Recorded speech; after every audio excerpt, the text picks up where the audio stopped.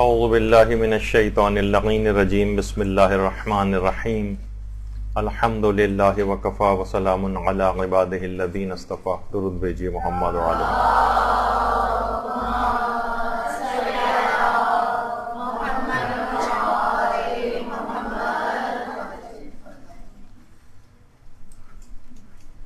ماہ رمضان کا ایک بہت بڑا مقصد یہی ہے کہ انسان اس میں تقوی حاصل کرے، اور تقوی بھی اس حد تک ہو کہ جو پورے سال آپ کے اگلے رمضان تک کام آئے. تو اس میں ہم اضافے سے اضافہ کیسے کر سکتے ہیں اس ماہ رمضان کا، کیونکہ ایک بہت بڑا ہدف اسی تقوی ہی کا حصول ہے، تو ہم اس مقصد کو کیسے حاصل کریں. دیکھیے، ہر جو بھی کوئی چیز بہت بڑا ہدف ہوتی ہے، کوئی مشکل ہوتی ہے، اور انسان اس کو حاصل کرنا چاہتا ہے، یعنی جتنا بڑا ہدف ہوگا اتنا ہی اس کو حاصل کرنے میں کچھ مشکل پیش آتی. آیت اللہ شہید مرتضی مطہری فرماتے تھے کہ کوئی شخص اگر روح کی بزرگی کا حامل بننا چاہے تو لازمی طور پر اس کا بدن تکلیفوں کا شکار ہوتا ہے، اور لازمی طور پر وہ زحمتوں کا شکار ہوتا ہے. آپ خود بھی دیکھ لینا کہ دنیا میں کوئی بھی بہت بڑا کوئی مقصد اچیو کرنا چاہتا ہے تو اتنی آسانی سے وہ کہاں حاصل ہوتا ہے. کوئی ایک بھی مثال آپ کے سامنے کہ بہت آسانی کے ساتھ اس کو حاصل کر لیا ہو، اور وہ بہت ہی بڑا کوئی ہدف ہو.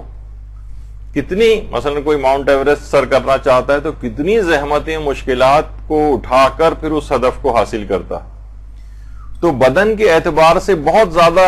وہ افراد کے جو کہ آسائشوں کا شکار ہوتے ہیں، اور انتہائی میٹھی نیند لینے کے خواہاں ہوتے ہیں، اور لذیذ کھانوں کی لذتوں سے بہرہ مند ہوتے ہیں، اور نفسانی جو خواہشات اور لذتوں کے دل دادہ ہوتے ہیں، بہت ممکن ہے کہ ان کی روح انتہائی پستی کی حامل ہو. تو رمضان اس لحاظ سے لذتوں میں کمی کا ایک پیغام لے کر آتا ہے کہ اس کو روح کی بلندی جو ہے وہ عطا ہوتی ہے، اور جسم زحمتوں اور تکلیفوں کا شکار تو ہوتا ہے، لیکن بڑے ہدف اور مقصد کو حاصل کرنے کے لیے، جیسے کہ ابھی آپ نے سنا، کہ بہرحال زحمتوں، مصیبتوں اور مشکلات کا شکار ہونا تو پڑتا ہے. اچھا، اب رمضان بہرحال ایک خود غرضی کی سوچ سے بھی انسان کو بچاتا ہے. اگر آپ دیکھیں رمضان کا ایک اوور آل ایک آپ کے دماغ میں اگر ایک تصور آئے کہ مثلا آپ نے دیکھتی ہیں کہ رمضان کے احکام میں فدیوں کا تذکرہ آتا ہے. فدیوں کے اندر کیا ہے کہ غریبوں تک کھانے کی چیزیں پہنچانا. رمضان کے اندر کفاروں کا تذکرہ آتا ہے، اس کے اندر پھر وہی ہے کہ غریب، مستحق، مسکینوں تک پہنچانا، اور اتنا عدد پہنچانا، اور 60 کا عدد ہونا چاہیے، اور کم افراد تک نہیں بلکہ زیادہ افراد تک یہ چیز پہنچنی چاہیے، یعنی پورا 60 کا عدد پورا ہو. رمضان میں صدقات جو ہے ان کی تاکید بڑھ جاتی ہے، یعنی عام دنوں میں جو آپ صدقے دیتی ہیں، لیکن رمضان میں اس سے بھی زیادہ، یعنی پھر وہی غریبوں کا احساس. رمضان ہی کے اندر آخر میں فطرے کا موقع آتا ہے، اس کے اندر پھر غریبوں کی امداد کا ایک پیغام اس میں ہوتا ہے. رمضان کے اندر عمومی طور پر لوگ زکوٰۃ بھی بہت زیادہ نکالتے ہیں، یہ مہینہ بہت زیادہ زکوٰۃ کے حوالے سے بھی ہے. افطار کرانا، اور خاص طور پر غریبوں کو افطار کرانا یا عام لوگوں تک اس چیز کو پہنچانا، یعنی اپنا مال انسان خرچ کرے. تو ان تمام چیزوں کے اندر رمضان ایک پیغام لے کر آ رہا ہے بہرحال کہ اس میں دوسروں کی تکلیفوں کا احساس کرنا ہے، ان کے لیے آسانیاں مہیا کرنا ہے. آپ اس کے مکمل اگر وہ دیکھیں احکامات تو ہر جگہ آپ کو یہ چیز نظر آتی ہے. بلکہ اسلام تو انسان تو چھوڑیے، جانوروں کے تک کے سلسلے میں انتہائی اس قسم کے رحم دلانہ جذبات کا خواہاں ہوتا ہے. آیت اللہ جواد عاملی نے باقاعدہ اپنے ایک درس کے اندر ایک روایت بھی نقل کی ہے کہ کھلے آسمان کے نیچے ایک شخص ایک دفعہ دسترخوان بچھا کر بیٹھا ہوا تھا اور کھانے کھا رہا تھا. تو امام معصوم نے اس کو باقاعدہ منع کیا اور کہا کہ جاؤ تم اپنے خیمے کے اندر جاؤ اور وہاں جا کر کھانا کھاؤ. تم دیکھ نہیں رہے ہو کہ یہاں پر پرندے آ رہے ہیں اور پرندے تمہیں کھانا کھاتے دیکھ رہے ہیں للچائی ہوئی نگاہ سے. تو تم انہیں دکھا دکھا کر کھا رہے ہو. یعنی وہ امام جو جانوروں کا اس قدر خیال رکھتا ہو تو پھر آپ خود سوچئے کہ وہ اس لحاظ سے اس بات کو کب پسند کرے گا کہ مومنین جو ہے غربت کی زندگی گزاریں اور مومنین پریشانیوں کے اندر زندگی گزاریں اور انسان ان کو دیکھتا رہے. وہ تو جانور اور پرندوں تک کو کھانا کھاتے. اگر کسی انسان کو دیکھ رہا تھا وہ جانور وہ پرندہ تو امام نے اس شخص کو منع کیا کہ خیمے کے اندر چلے جاؤ. یعنی وہ اسلام جو کہ کہتا ہے کہ کسی اور یتیم کے سامنے اپنے بچے کو پیار نہ کرو کہ وہ اس کے دل میں احساس ہو کہ میرا باپ نہیں اور دیکھو یہ اس کا باپ اس کو پیار کر رہا ہے. یعنی اتنی جذبات کا خیال رکھنے والا اسلام. تو امام کے متعلق بھی ملتا ہے کہ کبھی کوئی جانور سامنے بھوکا ہوتا تھا تو خود تناول نہیں کرتے تھے جب تک کہ اس جانور کو کچھ نہ دے دیا جائے. تو بہرحال یہ سب چیزیں دیکھیے تو آیت اللہ جواد عاملی فرماتے ہیں کہ حقیقتاً واقعتاً دیکھا جائے تو ایسے تمام فرامین معصومین جو ہیں یہ واقعی چومے جانے کے قابل ہیں, یہ سینے سے لگائے جانے کے قابل ہیں ایسی تعلیمات. اور یہی وجہ ہے کہ ہمارے خود آیت اللہ جواد عاملی نے آگے درس میں فرمایا کہ ہمارے پیغمبر اسلام ختمی مرتبت صلی اللہ علیہ وآلہ وسلم صلی اللہ محمد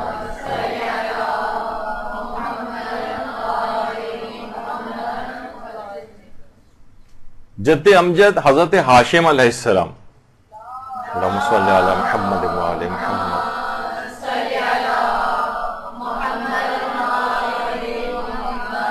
ان کے متعلق یہ کہا جاتا ہے کہ ان کی قبر مبارک جو ہے یہ فلسطین میں ہے, غازہ کے علاقے میں. یہ جو نکلے تھے اور جو افراد تھے وہاں پہ غربت کے مارے ان کی امدادی کے لیے نکلے تھے شام جانے کے لیے. تو راستے میں جب یہاں سے گزرے تو یہاں پر انتقال کر گئے تھے اور وہیں پر غازہ کے علاقے میں حضرت ہاشم کا کہا جاتا ہے کہ وہیں پر ان کا روضہ بھی ہے. تو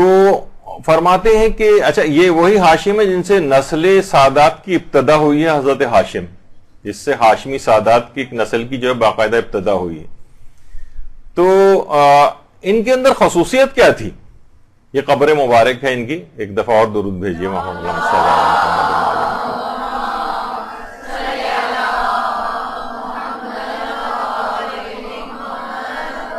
ان کی خصوصیت یہ ہے کہ جس وقت یہ قحط سالی وہاں پر شدید ہوتی تھی اور واقعتاً انسانوں کے کھانے کے لیے کمی واقع ہو جاتی تھی, اس وقت بھی یہ اپنا جو غذا ان کے پاس ہوتی تھی اس میں سے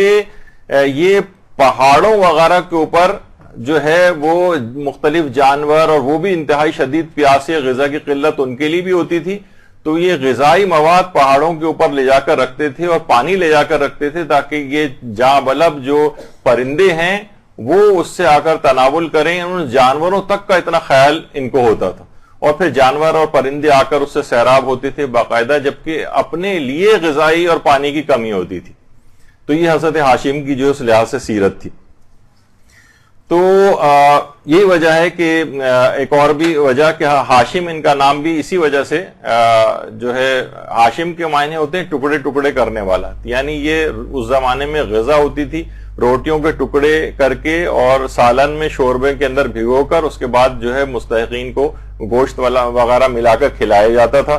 اور یہ اس کا انتظام کیا کرتے تھے. تو اس لحاظ سے آپ دیکھیں کہ جب بھی ایک چیز جو پیغمبر اسلام کا حق ہے کہ کم سے کم 5 اجداد پیغمبر کے جو نام ہیں وہ کسی بھی مومن کو زبانی یاد ہونے چاہیے. تو اس کے اندر بہرحال حضرت ہاشم کا بھی نام آتا ہے. تو یہ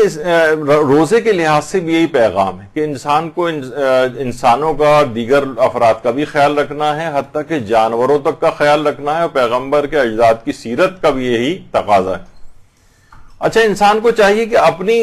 یہ اس کو جو بھوکا رکھا جا رہا ہے واقعتاً اس کے اندر ایک احساس جو ہے وہ بیدار کیا جاتا ہے. یہی وجہ ہے کہ حضرت امیر المومنین علیہ الصلوۃ والسلام اللہم صلی علی محمد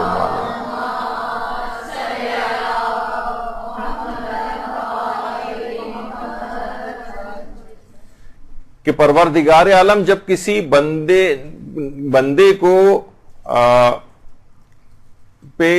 کوئی رحمت اپنی نازل کرنا چاہتا ہے, یعنی جو مفہوم ہے, تو اسے کم بولنے کا, کم کھانے کا اور کم سونے کا الہام کرتا ہے. یعنی واقعتاً اس کو اپنی یعنی یہ اس کو احساس دلانے کے لیے کہ تمہیں اپنی غذا کے اندر کمی کر کے، اپنی آسائشوں میں کمی کر کے دوسروں کی ضروریات کو پورا کرنا ہے۔ اور یہ بھی حضرت امیر المومنین علیہ الصلوۃ والسلام فرماتے، اللہم صلی علی محمد وآل محمد۔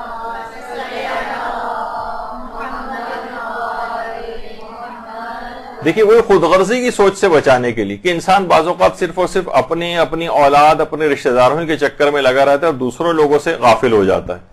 کہ جب تم یہ دیکھو کہ اللہ تمہیں اپنے ذکر سے مانوس کیے ہوئے ہیں، یعنی تمہیں ہر وقت اللہ یاد آ رہا ہے، تو سمجھ جاؤ کہ وہ تم سے محبت کرتا ہے۔ اور اگر تم اس کی مخلوق سے مانوس ہوئے ہو، بس صرف لوگوں کے اندر گھرے ہوئے ہو، بس صرف اور صرف اپنے ہی خاندان، اپنے ہی رشتہ دار، اپنی ہی اولاد، اپنے ہی بچے، بس ان کے اندر انسان لگا رہے، تو سمجھ جاؤ یعنی کہ تم اگر ذکر خدا سے پروردگار سے غافل ہو کے مخلوقات کی طرف چلے گئے ہو، بس ہر وقت انہی کے اندر گھرے ہوئے ہو، تو سمجھ جاؤ کہ وہ تم کو اپنا دشمن بنا چکا ہے۔ تو انسان کو دونوں طرف بیلنس لے کر چلنا ہے کہ اس کو ذکر خدا بھی ہر وقت وہ کرتا رہے اور لوگوں کا خیال بھی اس کو رہے، اور صرف یہ نہ ہو کہ خود غرضانہ زندگی، اور یہ بھی خود غرضی کا ایک حصہ ہے کہ بس اپنا اور اپنی اولاد کے علاوہ انسان کچھ نہ سوچے۔ جب بھی کہا جاتا ہے کہ دیکھیے جیسے جیسے ہماری عمروں میں اضافہ ہو رہا ہے، ہمارے عمل اور کردار کے اندر بہتری آنے کے بجائے ہم دیکھتے ہیں کہ تنزلی کی طرف ہم جاتے ہیں، یعنی برخلاف اس کے ہوتا نظر آ رہا ہے۔ کسی نے بڑا اچھا کہا ہے نا کہ جب ہم بچپن میں ہمارے کپڑے گندے ہوتے تھے لیکن دل صاف ہوتے تھے، اور بڑے ہونے کے بعد کپڑے صاف ہیں لیکن دل میلے ہو گئے۔ پہلے زمانے میں مسجدیں کچی ہوتی تھیں، نمازی پکے ہوتے تھے، اب مسجدیں پکی اور نمازی کچے ہیں۔ تو یہ ایک صورتحال اس طرح سے ہو رہی ہے، اور جیسے جیسے انسان آگے بڑھتا ہے اس کو چاہیے کہ وہ اپنے آپ کو ان چیزوں سے مانوس کرے، پروردگار عالم کی طرف اپنی توجہات کو زیادہ کرے۔ اچھا، البتہ ایک چیز اور بھی اس کے اندر شامل کر لی جائے، اور رمضان میں کیونکہ تقوی میں اضافہ کرنے والی چیز ہے، کہ اس کے متعلق علماء فرماتے ہیں جیسے کہ آیت اللہ ہادی تالیہ حمدانی، یہ بہت عرفا کے اندر شمار ہوتے تھے۔ یہ فرماتے تھے کہ اگر کوئی شخص روحانی ترقی اور معنویات کے اندر ترقی چاہتا ہے، مقامات معنوی یعنی روحانی مقامات کی بلندگی چاہتا ہے، اور رمضان میں تو اور زیادہ ہمیں اس میں اضافہ درکار ہے، تو فرماتے تھے میری نگاہ میں کوئی بھی عمل والدین کی خدمت سے بڑھ کر اس سلسلے میں سازگار نہیں۔ تو انسان کو چاہیے کہ اس لحاظ سے اس کے اندر اقدامات کرے۔ اور جو دیگر بھی مستحبات ہیں، اس کے اندر مستحبات، اور واقعی انسان کی طبیعت بھی راغب ہوتی ہے، لیکن مزید بھی اگر اس میں رغبت ہو جائے۔ جب بھی آیت اللہ بہجت فرماتے تھے کہ ہماری دینی کمزوری اور پسماندگی کی ایک وجہ یہ ہے کہ ہم نے مستحبات کو ترک کر دیا ہے۔ پہلے زمانے کو علماء مستحبات کے بہت پابند ہوتے تھے، وہ زیارتیں پڑھتے تھے، دعائیں پڑھتے تھے، تلاوت قرآن کیا کرتے تھے، اول وقت میں نمازیں پڑھتے تھے، مکروہات کو ترک کرتے تھے، جیسے طلوع فجر اور طلوع آفتاب کے درمیان سونا۔ ہماری پسماندگی کی وجہ یہ کہ ہم نے ان چیزوں کو ترک کیا ہوا ہے۔ ہماری روحانی ترقی اس وجہ سے نہیں ہو پاتی کہ ہم نے ان چیزوں کو ترک کیا ہوا ہے۔ تو رمضان میں اگر کوئی اپنے تقوی میں اضافہ کرنا چاہتا ہے تو اس کے اندر ان چیزوں کی عادت ڈالے، اور رمضان کا آپ کو پتا ہے کہ تقوی مشق اور پریکٹس کروایا جاتا ہے، تاکہ یہ پورے سال انسان رمضان کے علاوہ بھی ان چیزوں کو صرف یہ نہیں کہ آپ صرف رمضان کی حد تک یہ رہ جائیں، بلکہ یہ پریکٹس اور 1 مہینے کی مشق کروائی جاتی ہے تاکہ اگلے 11 مہینوں تک یہ سلسلہ اس کے عادی بن جائے۔ اچھا، اب دیکھیے رمضان میں ہمیں کرنا کیا ہے۔ دیکھیے آپ کتنی بھی احادیث پڑھ لیں، قرآن پڑھ لیں، قرآن کا تو خیر واضح حکم ہے لعلکم تتقون، روزے کا فلسفہ یہی بتایا گیا ہے کہ تاکہ تم متقی بن جاؤ، شاید تم متقی بن جاؤ۔ یعنی قرآن میں اور احادیث میں بار بار صرف ایک چیز بیان ہوئی ہے، گناہ نہ کرو، گناہ نہ کرو، گناہ نہ کرو۔ یعنی اگر گناہ نہیں چھوڑے تو آیت اللہ جواد عاملی فرماتے ہیں اپنے درس میں، جوادی عاملی، کہ ہمارے 5ویں امام محمد باقر علیہ الصلوۃ والسلام، اللہم صلی علی محمد وآل محمد، سے ایک روایت ہے جو کہ اصول کافی کی 3ری جلد کے اندر بیان ہوئی ہے کہ جس وقت کوئی بھی شخص مرے گا اور وہ قبر میں اتارا جائے گا تو قبر میں اتارے جانے کے بعد جب قبر اس کی بند ہو جائے گی تو اس کی روح اس کے بدن میں واپس لوٹا دی جائے گی، اس کی روح اس کے بدن میں لوٹا دی جائے گی، اور اس کے بعد 2 فرشتے امتحانات لینے کے لیے اس کے پاس آ جائیں گے۔ فرماتے ہیں کہ یہ سوالات بہت زیادہ مشکل، یہ بہت زیادہ فلسفی یا منطقی ٹائپ کے نہیں ہوں گے، بہت سادہ قسم کے سوالات ہوں گے، وہی کہ تمہارا دین کیا ہے، اور تمہارا پروردگار کون ہے، اور تمہاری کتاب کون سی ہے، اور تمہارا رسول کون ہے۔ تو اب اگر یہ شخص گناہوں کا عادی رہا تو ایک بہت بڑا نقصان اس کے ساتھ یہ ہوگا کہ اس کا وہاں جا کر حافظہ کمزور ہو جائے گا۔ گناہوں کا ایک اثرات آپ کو پتا ہے کہ وہ ہے نا کہ دروغ گورا حافظہ نہ باشد، یعنی جھوٹا جو ہے وہ اس کا حافظہ نہیں رہتا۔ تو دنیا کے اندر بھی اس کے ساتھ یہ کہ یہ نسیان اس کو آخرت کے زندگی، برزخی زندگی میں بھی ہو جائے گا، یہاں تک کہ اس گناہوں کے اس نسیان کی بیماری کی وجہ سے عالم آخرت پہ اس کے اثرات منطبق ہوں گے، اور قبر میں جانے کے بعد یہ بھول کا مرض اس کو لاحق ہو جائے گا۔ اتنی زیادہ پریشانی کا یہ شکار ہوگا، وہاں جا کر روح اس کے جسم کے اندر واپس لوٹائی جائے گی، منکر و نکیر سوالات پوچھنے کے لیے آئیں گے، اور جس وقت یہ پوچھنے کے لیے آئیں گے تو یہاں تک اس کے ساتھ ہوگا کہ جب اس سے پوچھیں گے کہ تمہارا رسول کون ہے تو اس کو پیغمبر اسلام کا نام یاد نہیں آئے گا، نام ہی یاد نہیں آئے گا، یہ حیران، پریشان اور سرگرداں ہو جائے گا۔ اور آیت اللہ جوادی عاملی فرماتے ہیں کہ امام خمینی علیہ الرحمہ نے مسجد اعظم میں ایک مرتبہ درس میں فرمایا تھا کہ پھر ان افراد کو عذاب دیا جائے گا، اور کچھ عرصے کے عذاب بھگتنے کے بعد ان کو یاد آئے گا کہ ارے اس دنیا میں ہم رسول اللہ کا کلمہ پڑھا کرتے تھے، یعنی اس کے اتنے عرصے کے عذاب بھگتنے کے بعد رسول کا نام یاد آئے گا۔ تو بہرحال اب یہ ہے کہ دیکھیے، آپ نے دیکھا کہ بہرحال یہ گناہ جو ہیں وہ صرف فقط آپ ہماری دنیا کو ہی متاثر نہیں کرتے، ہماری برزخی زندگی کو متاثر کر رہے ہیں۔ جب بھی رمضان کا ایک بہت بڑا پیغام یہ ہے کہ انسان کو گناہ چھوڑنے کی مشق اور پریکٹس اس میں کر لینی چاہیے، اور اس کے بعد اس سلسلے کو رمضان کے بعد بھی جاری رکھنا چاہیے۔ تو یہ گناہوں کے اثرات فقط اس دنیا ہی کے، بلکہ اس دنیا میں فقط اس کی حد تک نہیں، دوسرے لوگ بھی اس کے اثرات کی لپیٹ میں آتے ہیں۔ یہی وجہ ہے کہ آیت اللہ حافظ بشیر نجفی وہ فرماتے ہیں کہ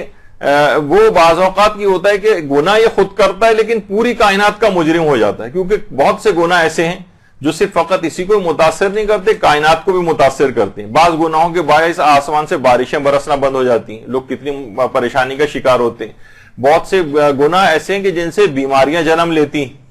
اور دوسرے لوگ بھی ان بیماریوں کا شکار ہوتے ہیں۔ بہت سے گناہ ایسے ہیں جس سے فقر اور غربت میں اضافہ ہوتا ہے، اس سے اس کے اپنے خاندان والے، اپنے گھر والے وہ سخت پریشان ہو جاتے ہیں۔ تو یہ سب کیا ہے کہ یہ کائنات کا مجرم ہو جاتا ہے، یہ دوسرے لوگوں کو اذیتیں پہنچانے کا مجرم ہو جاتا ہے۔ اس کے فقط گناہوں کے اثرات اس تک نہیں رہتے بلکہ دیگر افراد تک بھی اس کے گناہوں کے اثرات پہنچتے ہیں۔ اور یہی وجہ ہے کہ جس طریقے سے آقا محسن قراتی فرماتے ہیں کہ کبھی کبھی تو ہم ایک شخص کی غیبت کرتے ہیں، کبھی ہم ایک شخص کے بجائے کروڑوں افراد کی غیبت کر دیتے ہیں۔ ابھی وہ فقہی حکم تو نہیں بتا رہے تھے، کہتے ہیں بعض اوقات یہ ہوتا ہے کہ پورے ملک کی غیبت ہم کر دیتے ہیں۔ ارے مثلا یہ سارے ایرانی ایسے ہی ہوتے ہیں۔ اب کیا ہے کہ آپ نے 3.5-4 کروڑ افراد کی غیبت کر دی، کہاں تو ایک افراد کی غیبت اور کہاں اتنے افراد کی غیبت۔ بعض اوقات ہم بہت سی قومیتوں کے اعتبار سے پورے گروہ اور کمیونٹیز کا نام لے کر ان کی غیبت کر رہے ہوتے ہیں، یہ فلاں کمیونٹی کے لوگ تو اس طرح سے ہوتے ہیں۔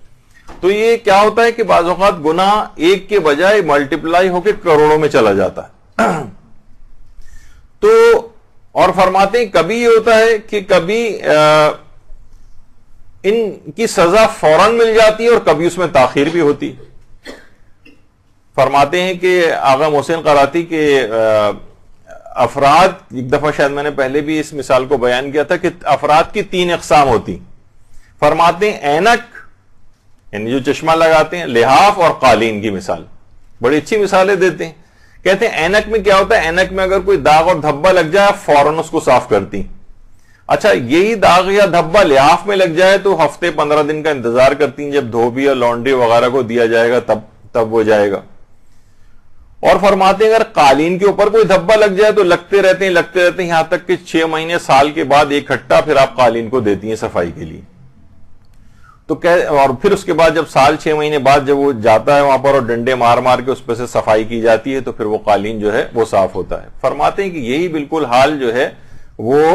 مومنین کا بھی ہے. اس میں بعض تو نیک مومنین ہوتے ہیں کہ ادھر ان کے اوپر گناہ کا کوئی دھبا آیا اور فوراً ان کو کسی مصیبت میں مبتلا پروردگار کر دیتا ہے, جس طرح چشمہ کو فوری طور پر صاف کیا جاتا ہے اس طرح سے اس کے گناہ تاکہ فوراً صاف ہو جائیں. یہ کسی مشکل میں جاتا ہے فقط یہ توبہ کی طرف متوجہ ہوتا ہے یا اللہ کی طرف راغب ہوتا ہے, اس طرح چشمے کو ہم فوراً صاف کرتے ہیں. تو نیک افراد جو ہے بعض اوقات یہ کہتے ہیں کہ یہ حیران ہوتے ہیں کہ ہم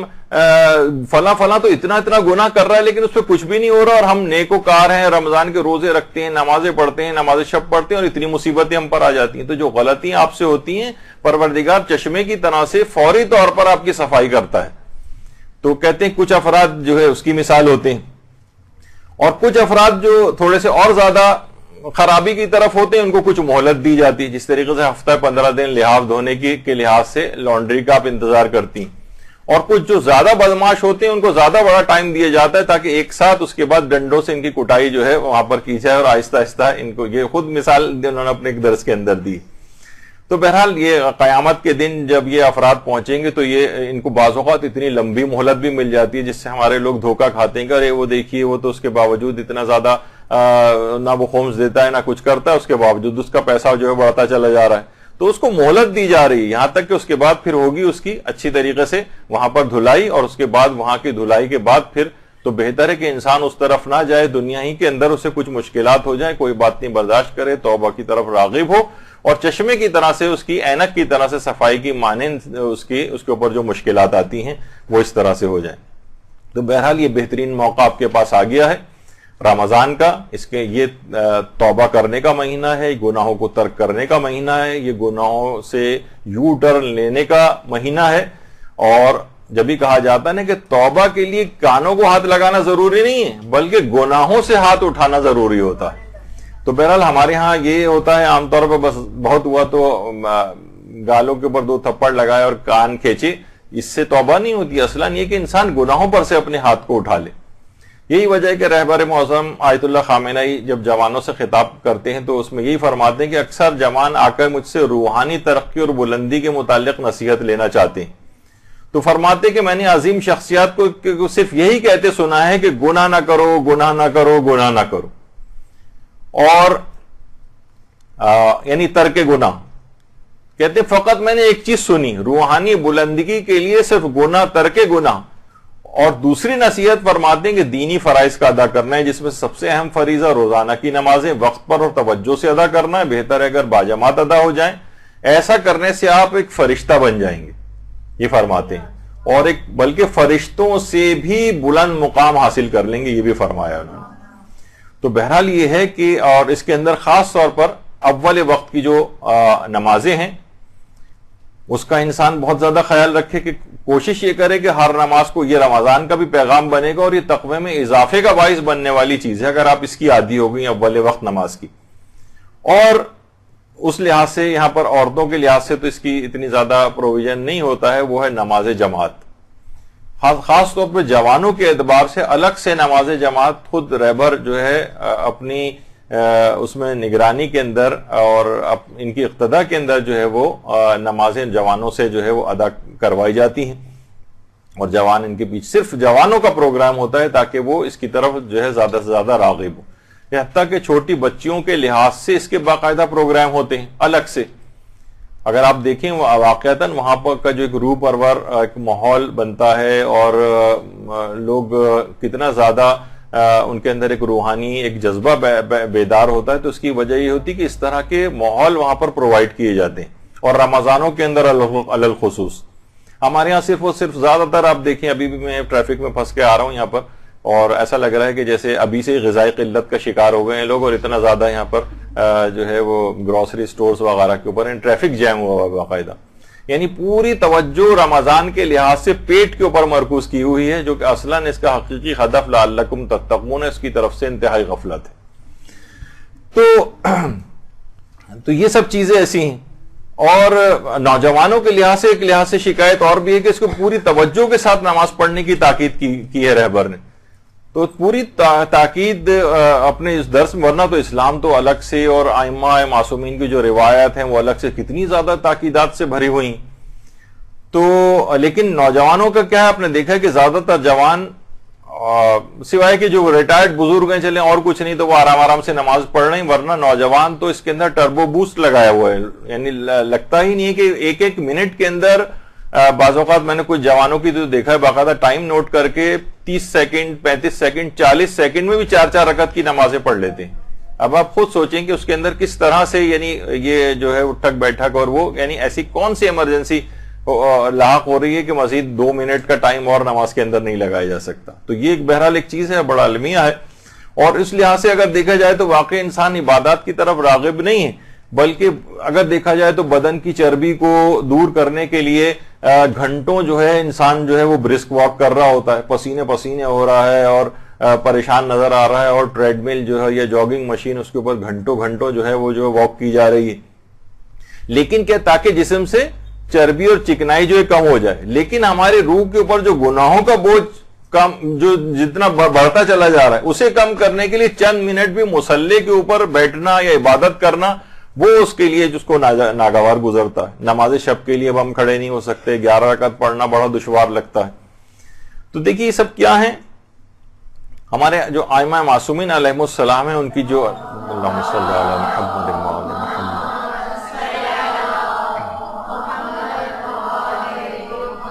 ان کی آپ ان کی احادیث کے اندر ان کی جو احادیث کی کتابیں ہیں اس میں ان کے اقوال پڑھیں تو گناہوں سے بچنے کا ہر طریقہ اس کے اندر موجود ہے. ہمارا کیا ہے کہ ہم مطالعہ ہی نہیں کرتے ہیں، ہم پتہ ہی نہیں چلاتے ہیں.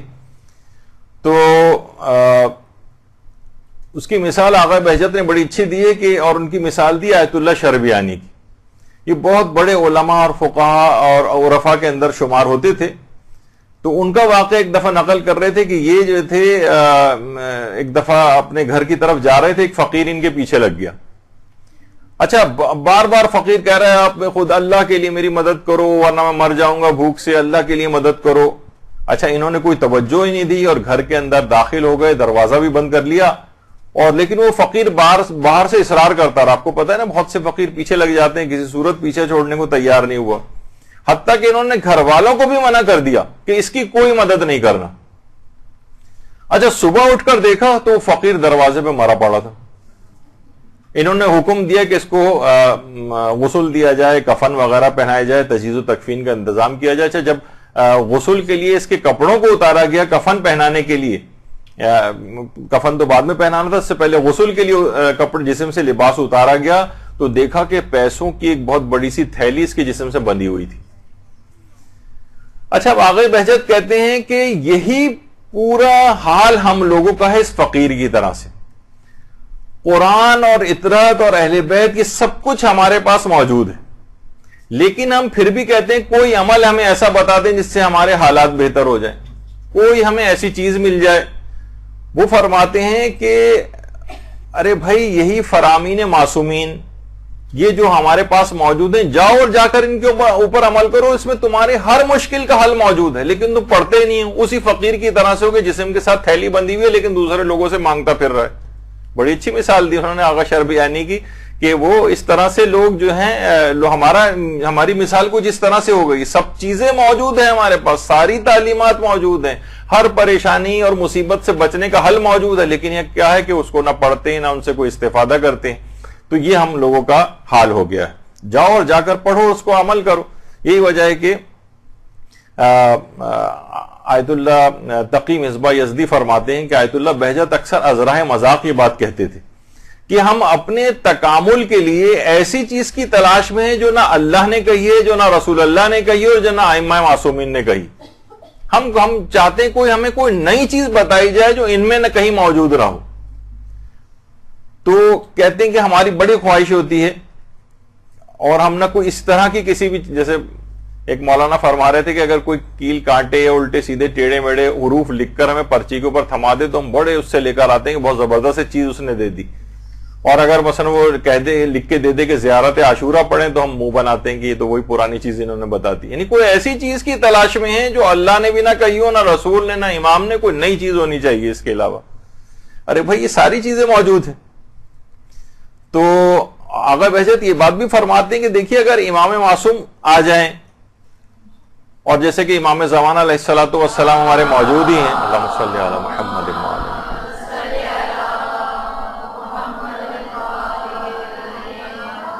تو بھی آپ امام آ جائیں تو بھی آپ کن چیزوں پر عمل کریں گے؟ وہی چیزوں پر عمل کرنا ہے جو ان کتابوں کے اندر آج بھی موجود ہے،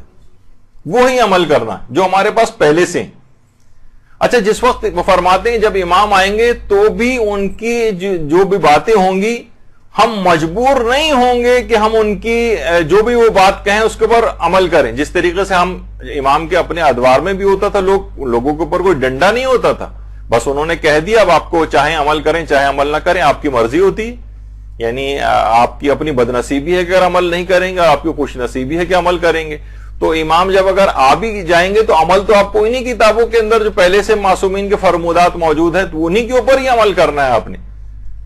تو ان کے آنے یا نہ آنے یا سامنے ہونے یا سامنے موجود نہ ہونے سے کوئی فرق نہیں پڑتا، یہ انتہائی فضول قسم کا ایک آرگومنٹ ہے یا دلیل جو ہے پیش کی جاتی کہ امام ہوتے تو ہم ان کے سامنے بیٹھتے، وہ جو فرمودات کہتے ہیں ہم اس کے اوپر عمل کرتے۔ بھائی یہ فرمودات تو آج بھی موجود ہیں آپ کے پاس، کہاں آپ نے عمل کیا اس کے اوپر؟ اور مجبور تو آپ تب بھی نہیں ہوں گے جب امام کے سامنے بیٹھ کر بھی امام کسی چیز کا حکم دیں گے، اس میں بھی یہ ہوگا کہ سستی غالب آئے گی، نفس غالب آئے گا، کبھی آپ کی شخصیت غالب آ جائے گی اس چیز کے اوپر اور آپ عمل نہیں کریں گے، مجبور تو تب بھی نہیں ہوں گے۔ تو بہرحال یہ سب چیزیں ابھی بھی آقا بہجت فرماتے تھے کہ یہ سب کی سب چیزیں اب بھی موجود ہیں، اور یہ سب چیزیں جو ہیں وہ توضیح المسائل کے اندر پہلے سے تمام احکامات جو موجود ہیں ویسے ہی ان کے اوپر عمل کرنا ہے۔ لہٰذا یہ بہت ہی احمقانہ قسم کا استدلال ہے کہ امام آئیں گے تو جو ہمیں کہیں گے ہم اس کے اوپر عمل کریں گے، تو امام کے فرمودات تو آج بھی موجود ہیں۔ یہی وجہ ہے کہ آیت اللہ بہجت ایک چیز بات اور فرماتے تھے بہت اچھی، کہ اگر کوئی شخص روزانہ، اور یہ تو ہمارے اب بھی اپنے ہاتھ میں ہے، عروج السادہ جو ملا احمد عراقی کی خلاقیات کی کتاب ہے، اردو میں بھی ترجمہ اس کا ہو چکا ہے، اور تو اس میں فرماتے ہیں اگر روزانہ اس کا فقط ایک صفحہ روزانہ پڑھ کر اگر عمل کر لیا جائے تو 1 سال کے اندر آپ مکمل تبدیل ہو جائیں گے۔ آیت اللہ بہجت فرماتے تھے عروج السادہ کا 1 صفحہ روزانہ پڑھ کر اگر عمل کر لیا جائے اور عمل کرنا شروع کر دیں، 1 سال کے بعد آپ دیکھیں گے کہ آپ کی شخصیت مکمل طور پر تبدیل ہو چکی ہوگی۔ اس کے اندر ائمہ معصومین کے فرمودات بھی ہیں، اور چیزوں کو روحانی طور پر ہم کس طریقے سے اپنے آپ کو بہتر بنائیں، وہ سب چیزیں اس کے اندر اس کتاب کے اندر موجود ہے۔ تھوڑی سی اردو ذرا اس کی نسبتاً مشکل ہے، لیکن پڑھ کے آپ کو وہ بھی بہتر ہو جائے گی عروج السادہ۔ تو اگر بہتر ہے کہ اپنے تقوی میں اضافہ کرنا ہے تو روزانہ کی بنیاد پر یہ بھی شروع کیا جائے کہ انہوں نے تقریباً گارنٹی اس بات کی لی کہ 1 سال کے اندر اندر آپ کی شخصیت تبدیل ہو جائے گی اگر اس کا 1 صفحہ روزانہ پڑھ کر عمل کیا۔ اور اس کے ساتھ ایک چیز اور بھی ہے، اور وہ ہے تلاوت قرآن روزانہ ہو، روزانہ تلاوت قرآن۔ دیکھیے مسئلہ ایک اور بھی ہے، آج کل لوگ ایک چیز کی بڑے شکوے اور شکایات کرتے ہیں کہ بھئی جو ہے نا زمانہ بہت خراب ہو گیا، تو کہا جاتا ہے نا کہ دیکھیے زمانے کا شکوہ نہ کرو، خود کو تبدیل کرو۔ کہا جاتا ہے نا کہ اگر پاؤں کو آپ نے گندگی سے بچانا ہے تو آپ جوتے پہنیے، نہ کہ جوتے نہیں پہنے اور پورے شہر میں قالین بچھاتے پھریں گے ہمارے پاؤں گندے نہ ہو جائیں۔ آسان طریقہ یہ کہ آپ خود جوتے پہننا شروع کریں، یعنی آپ خود کو تبدیل کریں تب معاشرے کی تبدیلی کی توقع کریں۔ ہمارے یہاں فوراً یہ ہوتا ہے کہ دوسروں پہ اعتراضات، دوسروں کی اصلاح کی فکر، ہر وقت دوسروں کو دیکھتے ہیں، اپنے آپ سے اس کی ابتدا کرنی ہوتی۔ اور اس کا سب سے بہترین موقع یہ ہے کہ اس رمضان کو آپ اس سے مکمل استفادہ کریں۔ یہ ایک لحاظ سے سمجھیں گاڑی جو ہے وہ پہنچ گئی ہے اور پانی مار کے اس کو صاف کیا جا رہا ہے، اور جس طرح سروس اسٹیشن جو جاتی ہے نا، تو سمجھیں سروس اسٹیشن میں گاڑی 1 یا 2 روز کے بعد آپ کے پاس وہاں پہنچنے والی۔ تو گناہوں سے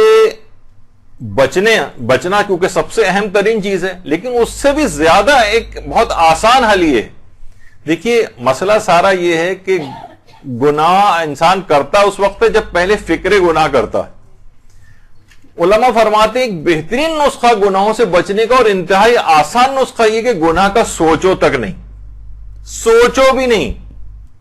اور یہ بہت ہی آسان ہے۔ اس سے آپ کی روح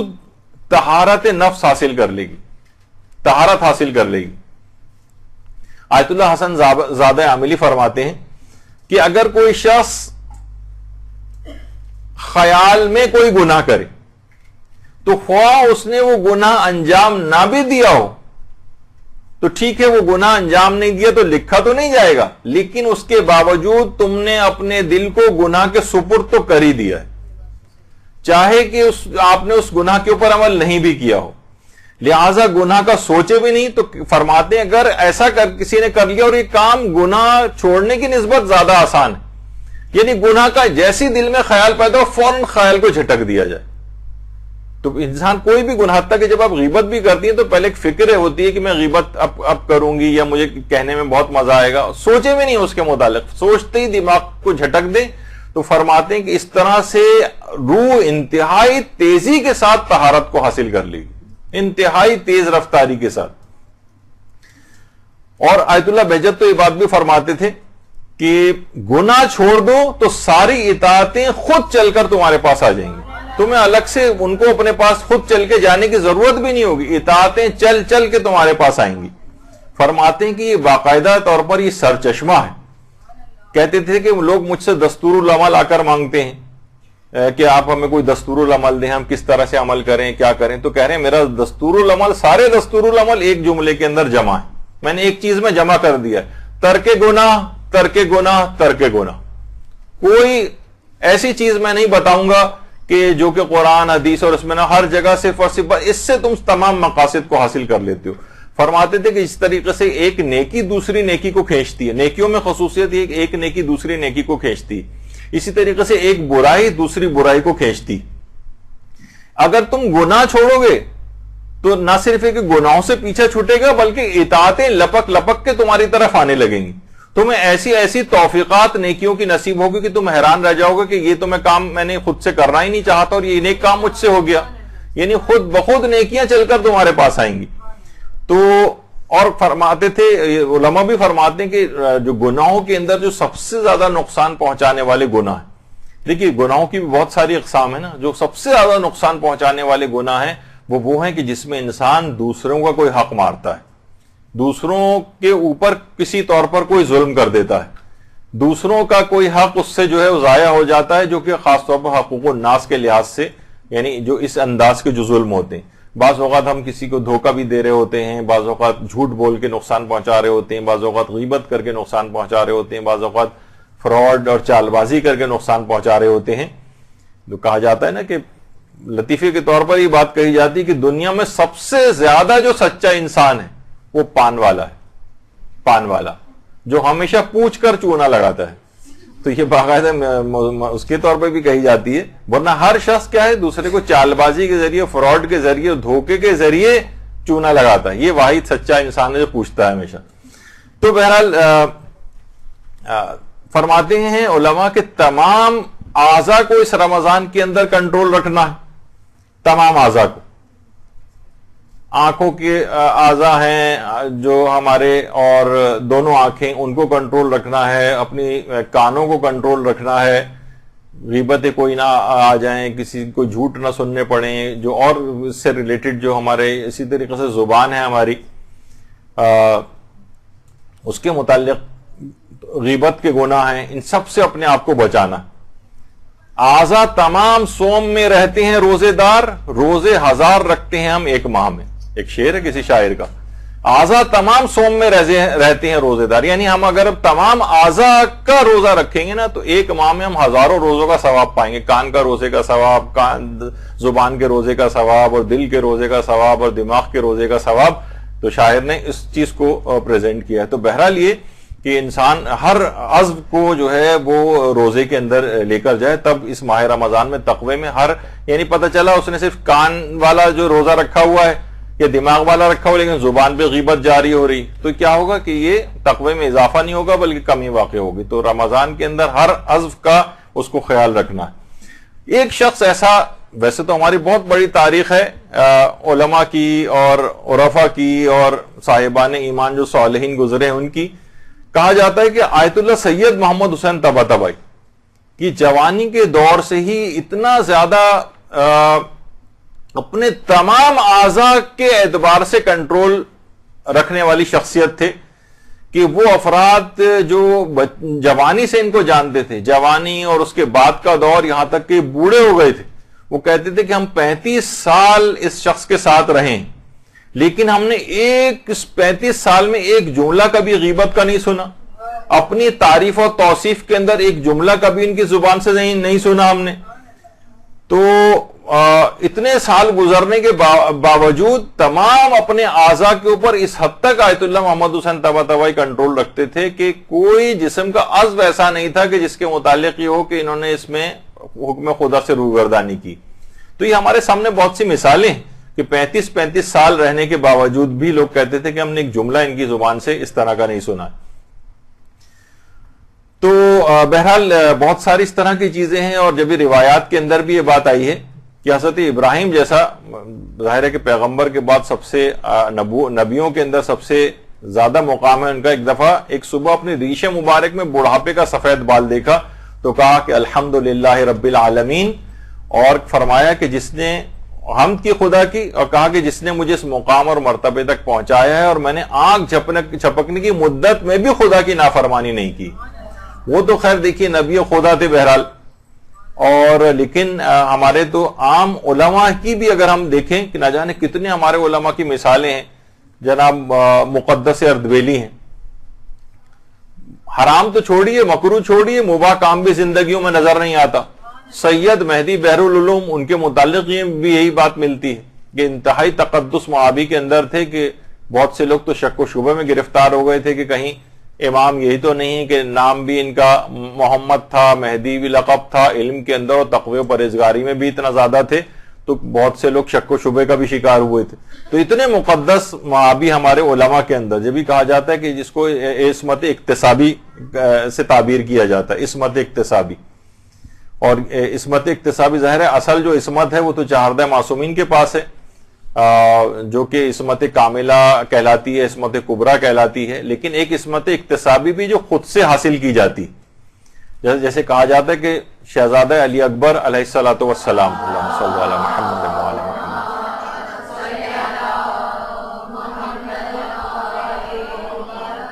چہاردہ معصومین علیہم السلام والی عصمت تو نہیں تھی، لیکن عصمت اکتسابی رکھتے تھے، جسے عصمت صغریٰ کہا جاتا ہے یا محفوظ عن الخطا کہا جاتا ہے. اسی طریقے سے حضرت عباس علمدار علیہ الصلوۃ والسلام، اللہم صلی علی محمد وعلی محمد، عصمت اکتسابی کے حامل تھے. اسی طریقے سے مثلا حضرت زینب کبریٰ سلام اللہ علیہا، اللہم صلی علی محمد،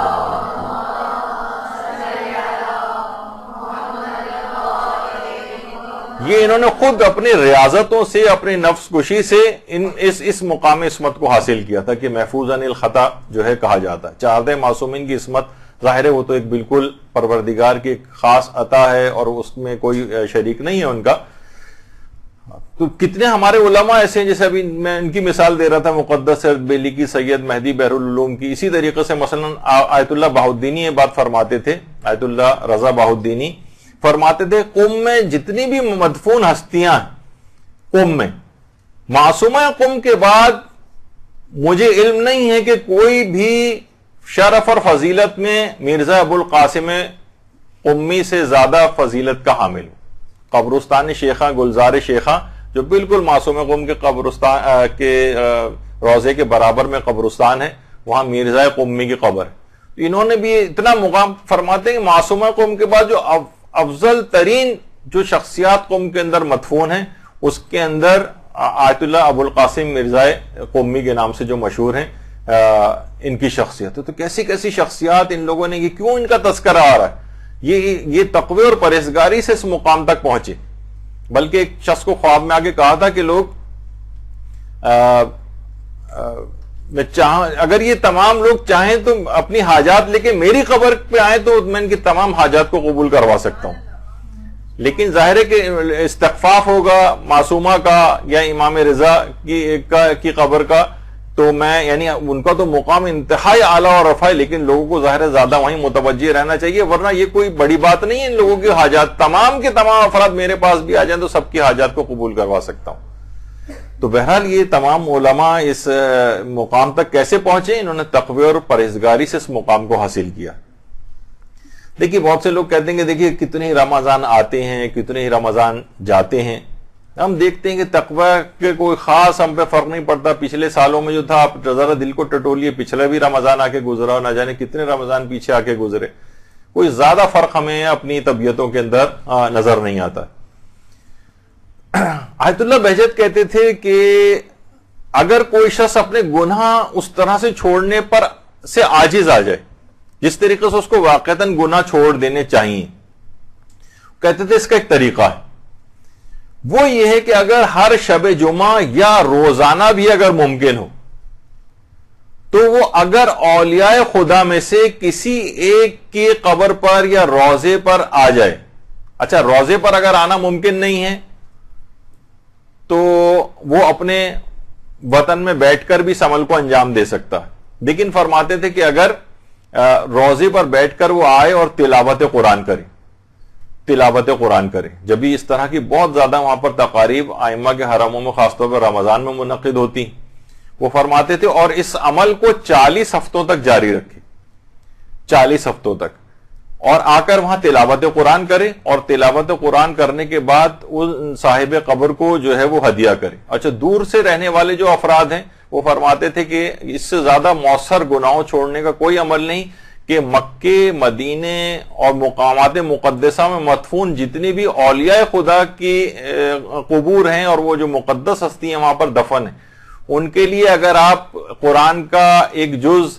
یا کچھ سورہ ہے قرآنی پڑھ کر ان کو ہدیہ کریں تو یہ عمل گناہوں کو چھوڑنے کے سلسلے میں بہت ہی معاون ہے. یعنی اگر وہاں بیٹھ کے کر سکے تو بہت ہی بہتر ہے، اگر کسی کو یہ والی سہولت حاصل ہو اور جو دور ہو اور اس کے لیے ممکن نہ ہو. اور کہتے فرماتے ہیں کہ 40 ہفتے تک یہ سلسلہ رہے، اور شب جمعہ اگر ہو یا پھر روزانہ کی بنیاد پر بھی ہو تو بہت ہی اچھا ہے، اور اس بات کی جو ہے وہ مکمل پابندی کرے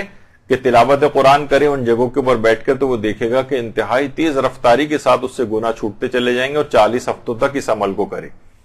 تو میں اس لحاظ سے یہ بات بتا رہا تھا کہ تقویٰ کچھ حاصل ہوتا ہے پھر ہم سے رخصت ہو جاتا ہے، تو اس کو مضبوط کرنے، اس میں اضافہ کرنے والے اعمال پتہ ہونے چاہیے، ری انفورس کریں اس تقوی کو کہ یہ مضبوطی کے ساتھ گڑ جائے اپنی جگہ پر، اور یہ ایسا نہ ہو کہ پھر آہستہ آہستہ ہم دیکھتے ہیں کہ وہ ڈرین ہو جاتا ہے سارا کچھ دن بعد ہی،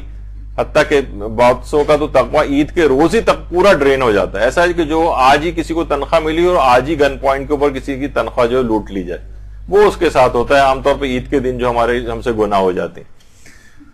تو ایک تو طریقہ کار یہ ہے. دوسرا طریقہ کار ایک اور علماء فرماتے ہیں، ایک تو یہ ہے کہ دیکھیے آپ جس جگہ بھی آپ کا جہاں نماز پڑھتی ہے نا اس کی جگہ کو ایسا رکھیں جہاں آپ کا واقعتاً نماز میں دل لگے. بہت سے لوگ بہت اچھی ایسی جگہ بھی بناتے ہیں. ہمارے ساتھ یہ کہ عبادتوں میں دل کیوں نہیں لگتا، کہیں پہ بھی ایسی عام گزرگاہ، لوگ بھی سامنے سے گزر رہے ہیں، شور ہنگامہ مچ رہا ہے، ٹی وی سامنے سے کھلا ہوا ہے، اور یعنی وہاں دل لگنے والی کوئی عبادت کے اندر جگہ نہیں، بلکہ اس میں یہ ہوتا ہے کہ جلد سے جلد ہم ختم کریں کیونکہ ٹی وی کی آواز گونج رہی ہے، کوئی ڈرامہ بھی دیکھا جا رہا ہے، تو تاکہ جلدی نماز ختم کریں ہم.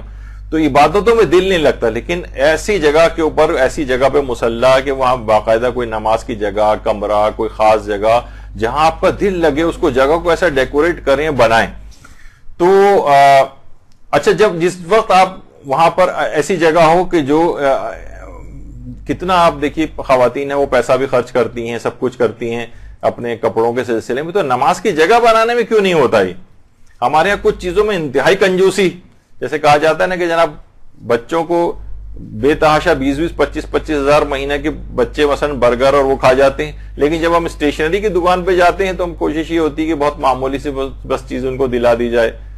کتاب بھی ہے اگر ہے تو بس ایک توزیع مسائل پورے گھر کے لیے کافی ہونی چاہیے، ایک قرآن ہے یا بس وہ رکھا ہوا ہے، جبکہ ہر ایک کے پاس ایک الگ قرآن ہونا چاہیے، ہر ایک کی توزیع مسائل الگ ہونی چاہیے.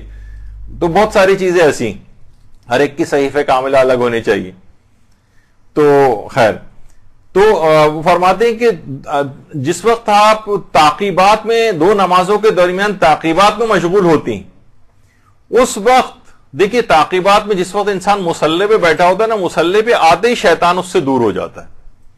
بہت اچھا موقع آپ کے پاس ہے اس وقت. فرماتے ہیں کہ اس وقت کوئی بھی اپنی ایک اخلاقی برائی کو آپ ایسا ٹارگٹ کر لیں جس گناہ اور کمزوری کو چھوڑنے سے آپ عاجز ہوں، مثلا غیبت ہی،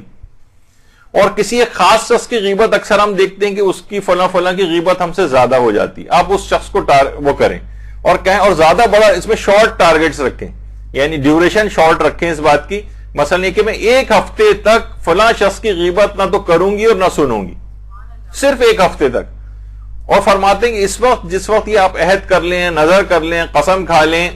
کہ میں اس کی مخالفت نہیں کروں گی 1 ہفتے تک، اور پھر 1 ہفتہ گزر جائے تو اس میں مزید ایکسٹینشن کر لیں، پھر اس کا دورانیہ آپ بڑھا بھی سکتی ہیں. اس طرح کر کے ایک ایک گناہ کو آپ ٹارگٹ کریں. مصلی پر بیٹھے ہوئے اس وقت شیطان آپ کے اوپر حملہ آور نہیں ہوگا، ورنہ اس کے علاوہ جو مواقع ہوتے ہیں نا اس میں شیطان آپ کے دل میں وسوسے ڈالے گا، بلکہ خیال ہی نہیں آنے دے گا کہ اس طرح کا کوئی آپ کریں، دماغی طور پہ کوئی عہد یا قسم کھائیں آپ. تو یہ جو مصلی نماز ہے اس کو، اس والے ٹائم کو آپ خاص طور پر اویل کریں، اور اس کے اندر کوئی شارٹ ڈیوریشن دورانیے والے جو ہوتے ہیں اس میں آپ گناہوں کو چھوڑنے کا عہد کریں. یہ تو میں نے غیبت کی مثال دی. اس طرح سے جو مزید جو جن گناہوں کا کوئی بھی شخص شکار ہوتا ہے، وہ زیادہ واقف ہوتا ہے ان سے، وہ کہیں گے 1 ہفتے تک میں اس گناہ کو نہیں کروں گی، اور باقاعدہ قسم کھا لیں اس کی شرعی طور پر کہ اس کو پھر کفارہ آپ کو دینا واجب ہو جائے، تاکہ تو آپ کے اوپر ایک پابندی ہو جائے. پھر آپ دیکھیں گے کہ اس دوران جب اس پہ عمل کریں گے تو کس حد تک آپ کو اس کا فائدہ ملے گا، اور وہ گناہ مستقل اس سے چھوٹتے چلے جائیں گے. تو اطاعت الہی کی طرف مصلی کے اوپر بیٹھ کے دل انسان کا زیادہ راغب ہوتا ہے، تو یہ ضرور کریں. تو دیکھیے اب یہ ان چیزوں کے متعلق یہ ہونے لگا کہ دیکھیے یہ جو گناہ ہے نا، یہ جیسے غیبت ہے، جھوٹ ہے، یہ تو ہر شخص سے ہی ہو جاتا ہے. اس کو کہا جاتا ہے کہ یعنی یہ تو بہت ہی کامن گناہ ہے، بلکہ اس کا تو گناہ ہونا بھی نہیں سمجھا جاتا آج کل. تو علماء یہ فرماتے ہیں کہ دیکھیے گناہوں کا بہت زیادہ عام ہونا یا عامت البلوہ ہونا ان کے مباح ہونے کی دلیل نہیں ہوتا ہے. آپ کو ان سے پیچھے چھوڑانا ہے سب سے. یہ نہیں کہ اتنے سبھی لوگ گرفتار ہو جاتے ہیں. وہ جو سعادت حسن منٹو جو تھے ہمارے افسانہ نگار، ان کے متعلق ملتا ہے نا کہ ان سے کسی نے پوچھا تھا کہ ملک کا کیا حال ہے، تو کہنے لگے کہ وہی حال ہے جو جیل میں ہونے والی نماز جمعہ کا ہوتا ہے. تو لوگوں نے کہا کیا مطلب ہے؟ کہہ رہے ہیں اس طرح کا ملک کا حال ہے کہ اذان جو ہے کوئی فراڈیا دیتا ہے، امامت قاتل کرواتا ہے، اور اس کے پیچھے پڑھنے والے سارے نمازی چور ہوتے ہیں. مقصد ہے کہ سارے لوگ ہی گناہوں کے اندر مبتلا ہیں، پورے کا پورا معاشرہ گناہوں کے اندر مبتلا ہے. تو ہم یہ دلیل کے طور پر نہیں دے سکتے کہ بھئی سبھی لوگوں سے گناہ ہو جاتا ہے تو ہم سے بھی ہو جاتا ہے تو کیا ہو گیا. نہیں، سب اس کا انجام بھگتیں گے. تو ہمیں بہرحال یہ کہ اپنے آپ کو ان تمام گناہوں سے بچانا. اور یہ بھی کہا جاتا ہے، علماء فرماتے ہیں جب بھی کہ چاہے تو انسان اپنے اس سے عمل سے سلمان فارسی کا ہمیں نشین بن سکتا ہے، اور اگر وہ چاہے تو اسی طریقے سے برے اعمال انجام دے کے ابو جہل کا ہم نشین بھی بن سکتا ہے. اچھا، یہ جو ہمارے ساتھ ہوتا ہے نا کہ ہم گناہ کرتے ہیں، ٹوٹ جاتا ہے جو عزم ہے ہمارا، اور ہم کوئی بھی چیز دل میں سوچتے ہیں کہ بس یہ ہم سے نہ ہو، لیکن اس کے باوجود ہم سے ہو جاتی ہے. علماء فرماتے ہیں اس کی ایک بہت بڑی وجہ ہے کہ ہم مال حرام اور مال مشکوک ہمارے جسموں کے اندر جاتا ہے. یہ بہت بڑا مسئلہ ہے. یہ کیا ہے؟ یہ وسوسہ ایجاد کرتا ہے، اور یہ انسان کے عزم کو کمزور بنانے والی چیز ہے. تو انسان وہ دیکھے کہیں خمس والا کوئی مال اس طرح کا اس کے جسم میں تو نہیں جا رہا اس پہ خمس واجب الادا ہے، کوئی اور حرام کام، حرام اسکیموں میں پیسہ، کوئی ادھر کا پروفٹ، اور کاروباروں کے اندر بہت ساری بے اعتدالیاں، اس طرح کی چیزیں جاتی ہیں تو پھر ان کے وہ اثرات ان چیزوں کے نہیں ہوتے. تو علماء ایک اور چیز بھی فرماتے ہیں، پختہ ارادہ جس وقت آپ کریں گناہوں سے بچنے کے لحاظ سے، اور آپ چاہیں کہ یہ ٹوٹے نہیں، تو اس کے اوپر پلاسٹر کرنے کے لیے، اس عزم کے اوپر آپ یہ سوچیں کہ بس اب یہ مضبوط ہو جائے اور یہ میرا تقوی اب ٹوٹے نہیں، یہ جو میں نے ارادہ کیا ہے یہ شکستہ نہ ہونے پائے. تو اس کے لیے علماء فرماتے ہیں کہ ایک تو یہی حرام اور مشکوک چیزوں سے اپنے آپ کو بچانا ہے، اور دوسری ایک اور چیز ہے وہ ہے نماز شب کی پابندی کرنا ہے. آپ کہیں گے کہ بھئی نماز شب کی پابندی، خود نماز شب کے سلسلے میں یہ ہے کہ یہ اس حد تک آپ یہ نہ سوچیں کہ بھئی نماز شب بھی ہو رہی ہے تو گناہ بھی تو مجھ سے ہو رہے ہیں. کوئی بات نہیں، گناہ ہوتے رہیں، نماز شب نہ چھوڑیں. یہاں تک کہ ایک موقع بہت ہی جلد ایسا آئے گا کہ پھر آپ سے گناہ ہوں گے ہی نہیں. نماز شب کے اندر اسپیشل الگ سے پاور ہے کہ یہ گناہوں کو روک دیتی ہے. اور یہ نہیں کہ پہلے گناہ مجھ سے چھوٹ جائیں پھر میں نماز شب شروع کروں گی. نہیں, گناہ انجام, چاہے گناہ پہ گناہ انجام دیے جا رہے ہیں تب بھی آپ کہیں کہ کوئی بات نہیں, میں اس کے باوجود نماز شب نہیں چھوڑوں گی. وہ نماز شب خود اتنی پاورفل ہے کہ گناہ چھوڑوا دے گی. تو نماز شب کے اندر یہ خصوصیت ہے باقاعدہ. اور اس کی جو کاہلی ہے اس کو دور کرنے کا ایک طریقہ علماء یہ فرماتے ہیں کہ انسان قسم کھا لے کہ اگر مجھ سے نماز شب چھوٹی تو اگلے روز میں اس کی قضا انجام دوں گی, اور قسم شرعی کھا کر اپنے اوپر واجب کر لیں. جب دن کے اوقات کے اندر بھی آپ کو جو ہے وہ نماز شب جو ہے وہ پڑھنی پڑے گی تو ایک وقت ایسا لازمی آئے گا کہ آپ یہ سوچیں گی کہ نہیں پھر تو میں کیا فائدہ, جب مجھے دن میں بھی پڑھنی پڑی تو اصل ٹائم جو رات کا وقت ہے میں اسی وقت ہی کیوں نہ نماز شب پڑھ لیا کروں. تو یہ خود بخود آپ رات کے وقت صحیح طور پر بھی نماز شب پڑھنے کی پابند ہو جائیں گی. پورائے صداقت کے نام سے کتاب ہے علماء اور عرفا کے حالات پر. اس میں آیت اللہ علی آقا قاضی کے متعلق یہ بات ملتی ہے کہ آیت اللہ علی آقا قاضی کہ اس زمانے میں جب آیت اللہ علی آقا قاضی نجف میں ہوتے تھے تو ایک شخص تھا وہاں پر جو کہ ایک ڈاکو تھا قاسم نام کا, بہت چور اور ڈاکو, یعنی اتنا خطرناک آدمی تھا کہ لوگ اس کی شکل دیکھتے ہی ادھر سے ادھر ادھر ہو جاتے تھے. اچھا اب لیکن یہ آیت اللہ علی آقا قاضی سے بڑی عقیدت رکھتا تھا. دیکھیے بہت سے ہوتے ہیں نا, آپ دیکھتے ہیں کہ عالموں کے پاس بھی بہت سے اس طرح کے افراد آتے ہیں جو بدنام ٹائپ کے ذرا ہوتے ہیں, تو بہت عقیدت رکھتا تھا. تو یہ روزانہ غروب آفتاب کے وقت نجف میں رہتا تھا, تو کہیں اندھیرے میں کہیں چھپ جاتا تھا. جب آیت اللہ علی آقا قاضی رستے میں مسجد جاتے ہوئے یا روزے کی طرف جاتے ہوئے وہاں سے گزرتے تو اچانک سے ان کے سامنے آ جاتا تھا اور سلام کرتا تھا, مصافحہ کرتا تھا. روز ایسا ہی ہو رہا تھا. تو شاگردوں نے آیت اللہ علی آقا قاضی سے کہا کہ آقا یہ بات اچھی نہیں لگتی ہے, ایک چور ہے, ڈاکو ہے, اس کی تو بہت منفی شہرت ہے, مناسب نہیں کہ روزانہ اس طریقے سے آپ سے آ کر ملے, آپ بھی اس کو نہیں روکتے ہیں, لوگ تو سوچیں گے پتہ نہیں کیا کنیکشن ہے آپ کا, رابطہ اس کے ساتھ ہے, تو یہ اچھی بات تو نہیں سمجھی جائے گی, آپ کی شخصیت کے اور شان سے بہت بعید ہے کہ آپ اس سے میل ملاقات کریں. لیکن آیت اللہ علی آقا قاضی اپنے شاگردوں کی بات پر کوئی توجہ نہیں دیتے تھے.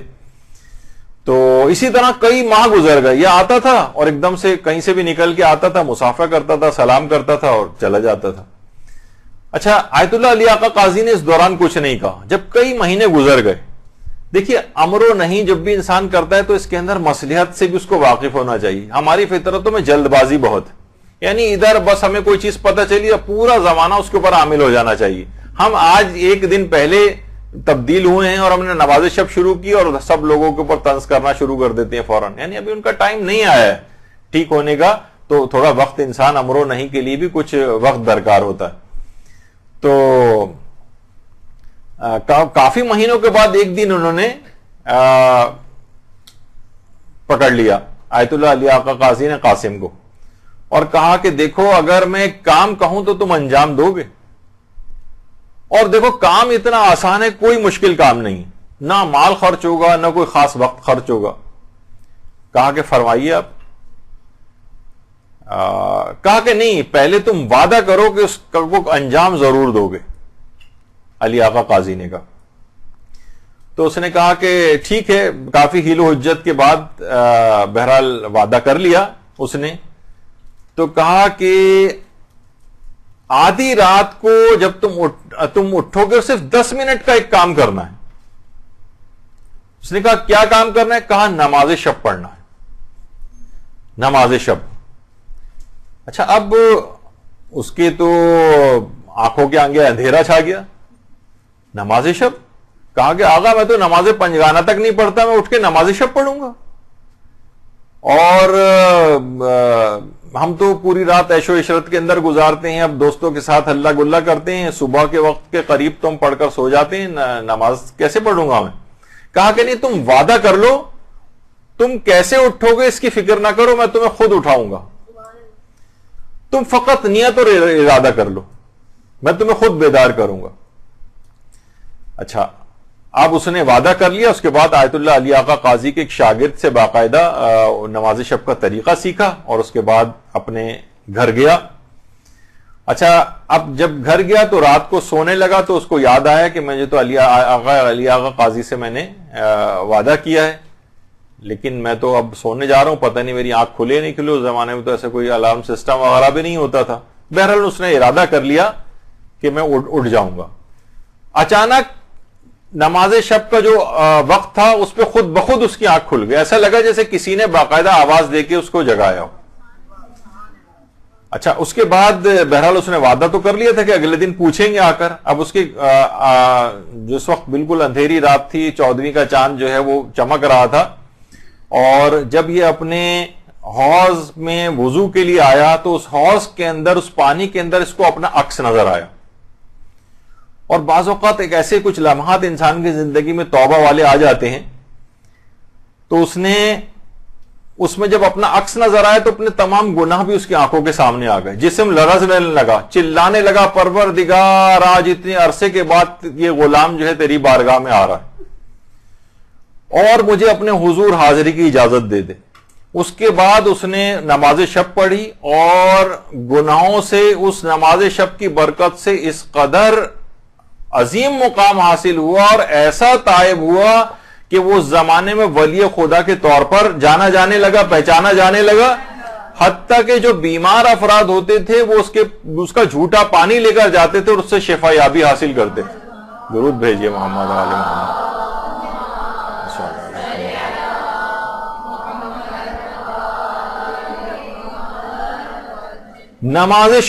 نماز شب نے اس قدر اس شخص سے، جب بھی آیت اللہ علی آقا قاضی فرماتے تھے کہ اگر کوئی شخص دنیا چاہتا ہے تو بھی نماز شب پڑھے، اور آخرت چاہتا ہے تو بھی نماز شب پڑھے، دنیا اور آخرت کی ہر خیر جمع ہے۔ اور یہ اتنی پاورفل نماز ہے کہ گناہوں کے ساتھ کوئی چور، ڈاکو، ڈکیت، قاتل کوئی ہو، اس سے بھی گناہ چھڑوا دیتی، چاہے جائے گا کہ جو ان گناہوں کا شکار نہ ہو۔ تو یہ رمضان خاص طور پر اس میں آپ نے آپ کو خاص طور پر ان تمام چیزوں کا اپنے لحاظ سے آپ عادی بنا لیں، اور آپ دیکھیں چاہے لوگ کہتے ہیں نا کہ بھئی ابھی تو ہم خود ہی گناہوں کے اندر گرفتار ہیں، ابھی ہم کیسے یہ سب چیزیں چھوٹیں گی، اور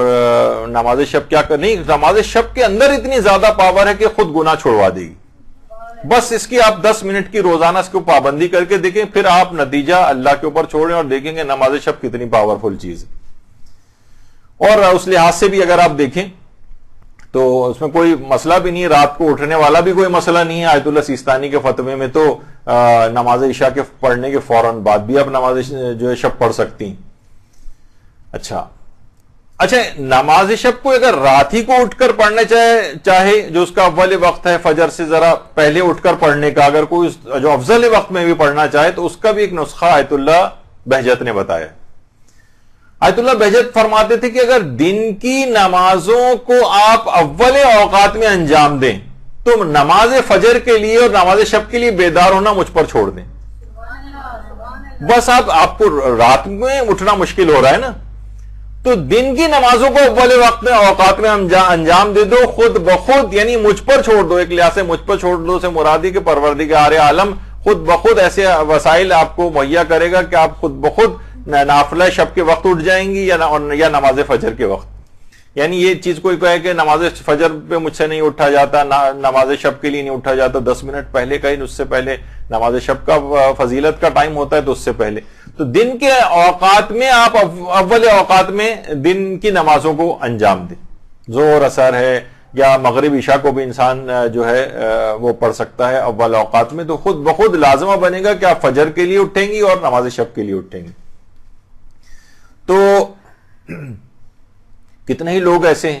کہ دیکھیے کہیں پہ بھی ایران میں تو اکثر نظر آتا ہے، جو پابند ہوتے ہیں وہ اپنی گاڑی واڑی روکتے ہیں، مصلی ان کے ساتھ گاڑی کے اندر رکھا ہوتا ہے، بچھاتے ہیں اور نماز۔ ہمارے ہاں تو اس قسم کا ماحول ہم لوگوں کے لیے اور مسائل ہیں، لیکن بہرحال جو اس کے پابند ہیں وہ اس طرح سے تو کرتے ہیں۔ حتیٰ کہ یعنی جو ایئر ہوسٹس وغیرہ ہوتی ہیں اور وہ بھی اول اوقات میں وہاں پر اس طرح سے انجام دیتی نظر آتی ہیں۔ کتنی تصاویر ہیں اس طرح سے اگر آپ دیکھیں انٹرنیٹ پہ۔ باقاعدہ آیت اللہ بہجت نے جب یہ بات کہی تو ان کے ایک طالب علم نے اس بات کو پریکٹس کیا، دن کی اوقات وہ رات کو نہیں اٹھ پاتا تھا، حتیٰ کہ فجر بھی قضا ہو جاتی تھی اس سے، تو اس نے آقا بہجت کی اس بات پہ عمل کیا کہ دن کی نمازوں کو اس نے اول اوقات میں پڑھنا شروع کیا، تو وہ خود کہتا ہے کہ میں مدرسے میں اپنے کمرے میں سویا ہوا تھا کہ اس کے بعد اچانک سے مجھے لگا کہ کسی نے مجھے آواز دی کہ نماز شب کے لیے اٹھ جاؤ. جب میں اٹھ کے میں نے ہر جگہ تلاش کیا, کوئی بھی آدمی کہیں نظر نہیں آیا کہ جس سے پتہ چلتا ہے کسی نے مجھے اٹھایا. تو یہی وجہ ہے کہ آیت اللہ محمد حسین طباطبائی بھی یہ بات فرماتے تھے کہ نماز شب کو اٹھانے کے لیے باقاعدہ اللہ کی طرف سے ایک فرشتہ مقرر ہے جو آپ کو اٹھا دیتا ہے. تو بس یہ آپ کو اس طرح سے اس کی طرف رغبت کرنی ہے اور ارادہ کرنا ہے, پھر دیکھیے کہ آپ کس طرح سے اٹھتے ہیں. اچھا, جو بے رغبتی بھی باقاعدہ ہوتی ہے نا بعض اوقات, اس کو بھی دور کرنے کا ایک طریقہ علماء یہ بیان فرماتے ہیں کہ جو توفیقات کے اوقات میں تساہل سے کام نہ لیں. یعنی جب واقعی آپ کا دل عبادت کرنے کے لیے چاہ رہا ہو تو آپ اس موقع کو نہیں چھوڑیں. یعنی دیکھیے بہت سے اوقات ایسے ہوتے ہیں واقعی آپ کا دل عبادت کو چاہ رہا ہوتا ہے, لیکن اس میں بھی آپ وہی 3 منٹ 4 منٹ بس پڑھ کے فوراً اٹھ جاتی ہیں, حالانکہ ابھی رغبت باقی تھی, ابھی عبادت کی طرف آپ کا دل رجحان تھا, ابھی اٹھنے کو دل نہیں جا رہا تھا, لیکن اب آپ نہ فوراً اٹھ جاتی. نہیں, اوقات جو توفیق ہیں اس میں تساہل سے کام نہ لیں. یعنی جب دل چاہ رہا ہو تو, جب نہیں دل چاہ رہا ہو تو یقیناً اٹھ کر آپ چلی جائیں, دل پہ بہت زیادہ زبردستی نہ کریں, لیکن جو اوقات توفیق ہیں اس میں تساہل اور سستی سے کام نہیں لینا چاہیے. تو اس لحاظ سے عبادات کے اندر کوئی کوتاہی وغیرہ نہ ہو. تو اس سے کیا ہوگا کہ بے رغبتی کے اوقات کم ہونے لگیں گے. یعنی علماء فرماتے ہیں کہ آپ کی بے رغبتی کم ہونے لگے گی جب آپ اوقات رغبت کو صحیح استعمال کریں گی, تو بے رغبتی کے اوقات کم ہونے لگیں گے. تو یہ ایک خصوصیت کے ساتھ ہے. یہی وجہ ہے کہ آیت اللہ علی آقا قاضی وہ ایک جملہ جو ہے وہ کہتے تھے, اور یہ جب سے میں نے جملہ پڑھا تھا مجھے خود اپنی نمازوں کے درمیان میں یہ چیز یاد آتی. یعنی وہ کہتے تھے کہ دیکھو اپنی نمازوں کے ساتھ بازاری مت کرو. بازاری یعنی کھلواڑا مت کرو. یعنی بہت اہمیت والی چیزیں نماز میں ہوتا ہے نا کہ بس جلد بازی میں بعض اوقات ہوتا ہے کہ بس جلد سے جلد نماز ختم کر دی جائے. فوراً دماغ میں لے کر آئے آیت اللہ علی آقا قاضی کی بات کہ نہیں, کھلواڑ مت کرو, اس کے ساتھ گیمز مت کھیلو. یہ بہت تم خدا کی بارگاہ میں کھڑے ہو, کوئی معمولی چیز نہیں تھی کہ ہر وقت تم بس نکل بھاگنے کی اور رسی تو اڑا کے بھاگنے کی فکر میں رہتے ہو. یہ ایک لحاظ سے نمازوں کا استخفاف ہے, یہ نمازوں کی یعنی اہمیت تم اپنی نگاہ میں جو ہے تم نے کم کر رکھی. تو جس وقت بھی اول اوقات میں انسان کو چاہیے کہ وہ خشوع و خضوع اور آداب کے ساتھ نمازوں کو پڑھے. اور خاص طور پہ کہتے تھے کہ تسبیح حضرت زہرا نماز کے بعد یہ خاص طور پہ پڑھی جائے. اللہم صلی علی محمد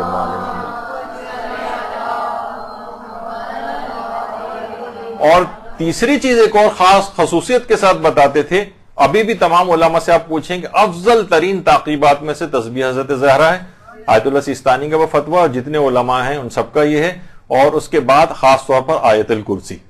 یعنی خود تعقیبات نماز کے اندر آیت الکرسی کا پڑھنا. یہ آقا علی آقا قاضی 3 چیزیں کہتے تھے کہ انتہائی خشوع و خضوع کے ساتھ نمازیں پڑھو, تسبیح حضرت زہرا کو فراموش نہ کرو, ہر نماز کے بعد آیت الکرسی لازمی پڑھو, پھر دیکھو کہ روحانی ترقی تمہیں کیسے نصیب ہوتی. اچھا, ابھی آپ نے سنا تھا کہ آقا جوادی عاملی فرماتے تھے کہ پیغمبر اسلام کا نام تک بھول جائے گا وہ. تو فرماتے ہیں کہ 2 افراد ایسے ہیں جو نام نہیں بھولیں گے, یعنی یہ فوراً ان کو یاد آ جائے گا. اچھا, ایک تو نام ایک اور عمل کے سلسلے میں وہ آگے بتاؤں گا. جو دوسرا شخص انہوں نے بتایا وہ ہے جو کہ نمازوں میں اذان اور اقامت جس وقت وہ پڑھتا ہے تو اس کے اندر اشہد ان محمد الرسول اللہ پڑھتا ہے. تو جو اپنی نمازوں کے اندر اذان اقامت اس سے نمازیں پڑھتا رہا ہے تو یہ کتنی دفعہ اس نے اس کی تکرار کی, یہ نہیں بھولے گا پیغمبر اسلام کا نام.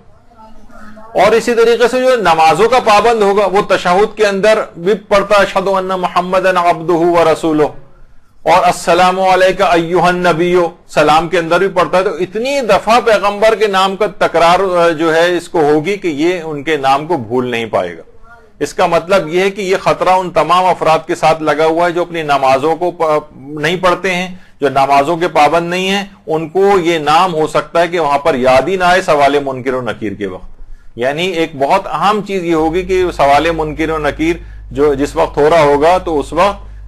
اس کو پیغمبر اسلام کا نام نامی یاد آ جائے. وہ اس کے لیے لازمی ہے کہ وہ اذان اقامت تشہد سلام اور نمازوں کو پڑھنے کا پابند ہوگا, تو انشاءاللہ یہ مسئلہ اس کے ساتھ نہیں پیش آئے گا. اچھا، تو یہ اس طرح سے چیزیں ہوتی ہیں. جو ابھی وہ کہتے ہیں کہ عام طور پر جو تلقین جب پڑھی جاتی تو آپ کو پتہ ہے کہ 3 بار تلقین پڑھنے کے جو ہے وہ اوقات بتائے گئے ہیں. تو جس میں اسماء افہام اور سب لوگ اوپر کھڑے ہوئے سن رہے ہوتے ہیں، ایک آدمی نیچے قبر کے اندر جو ہے وہ بیٹھا ہوا جو ہے وہ پڑھ رہا ہوتا ہے. تو اتنی یاد دہانی کے باوجود بھی 3 دفعہ تلقین پڑھی جا رہی ہے، تب بھی پیغمبر کا نام بھول جائے گا. ایسے افراد گناہوں کے باعث جو خاص طور پہ بے نمازی وغیرہ ہوتے ہیں. تو لیکن جو بہرحال واجب اور مستحب نمازوں کے اندر اس طرح سے پیغمبر کا نام، یعنی جو ان کا پابند ہوگا تو خود بخود اس کو نام یاد آ جائے گا. تو نہ صرف یہ ہوگا بلکہ وہ فرماتے ہیں کہ ظاہر ہے کہ وہ عربی نہیں جانتا ہوگا، تب بھی اس کے لیے کوئی مسئلہ نہیں ہوگا نام کو اس کو وہاں پر یاد آنا. اور اس کے بعد فوری طور پر جس وقت وہ سوال منکر و نکیر کا صحیح طور پر جواب دے گا، فوراً جنت کی کھڑکی اس کے لیے کھول دی جائے گی اور قیامت تک وہ لطف اندوز ہوتا رہے گا جنت کی نعمتوں سے وہاں پر. اور قیامت سے بھی پہلے جس وقت ہمارے امام زمانہ علیہ الصلوۃ والسلام تشریف لائیں گے،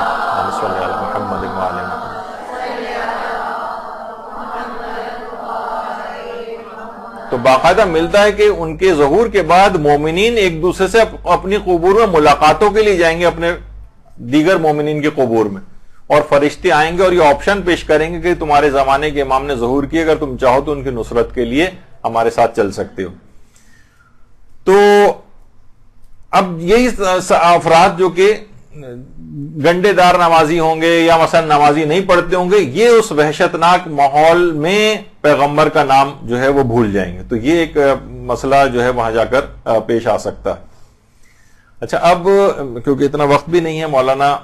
بھی آنے والے ہوں گے تو مجھے جلد سے جلد اس کو ختم کرنا ہے. تو اب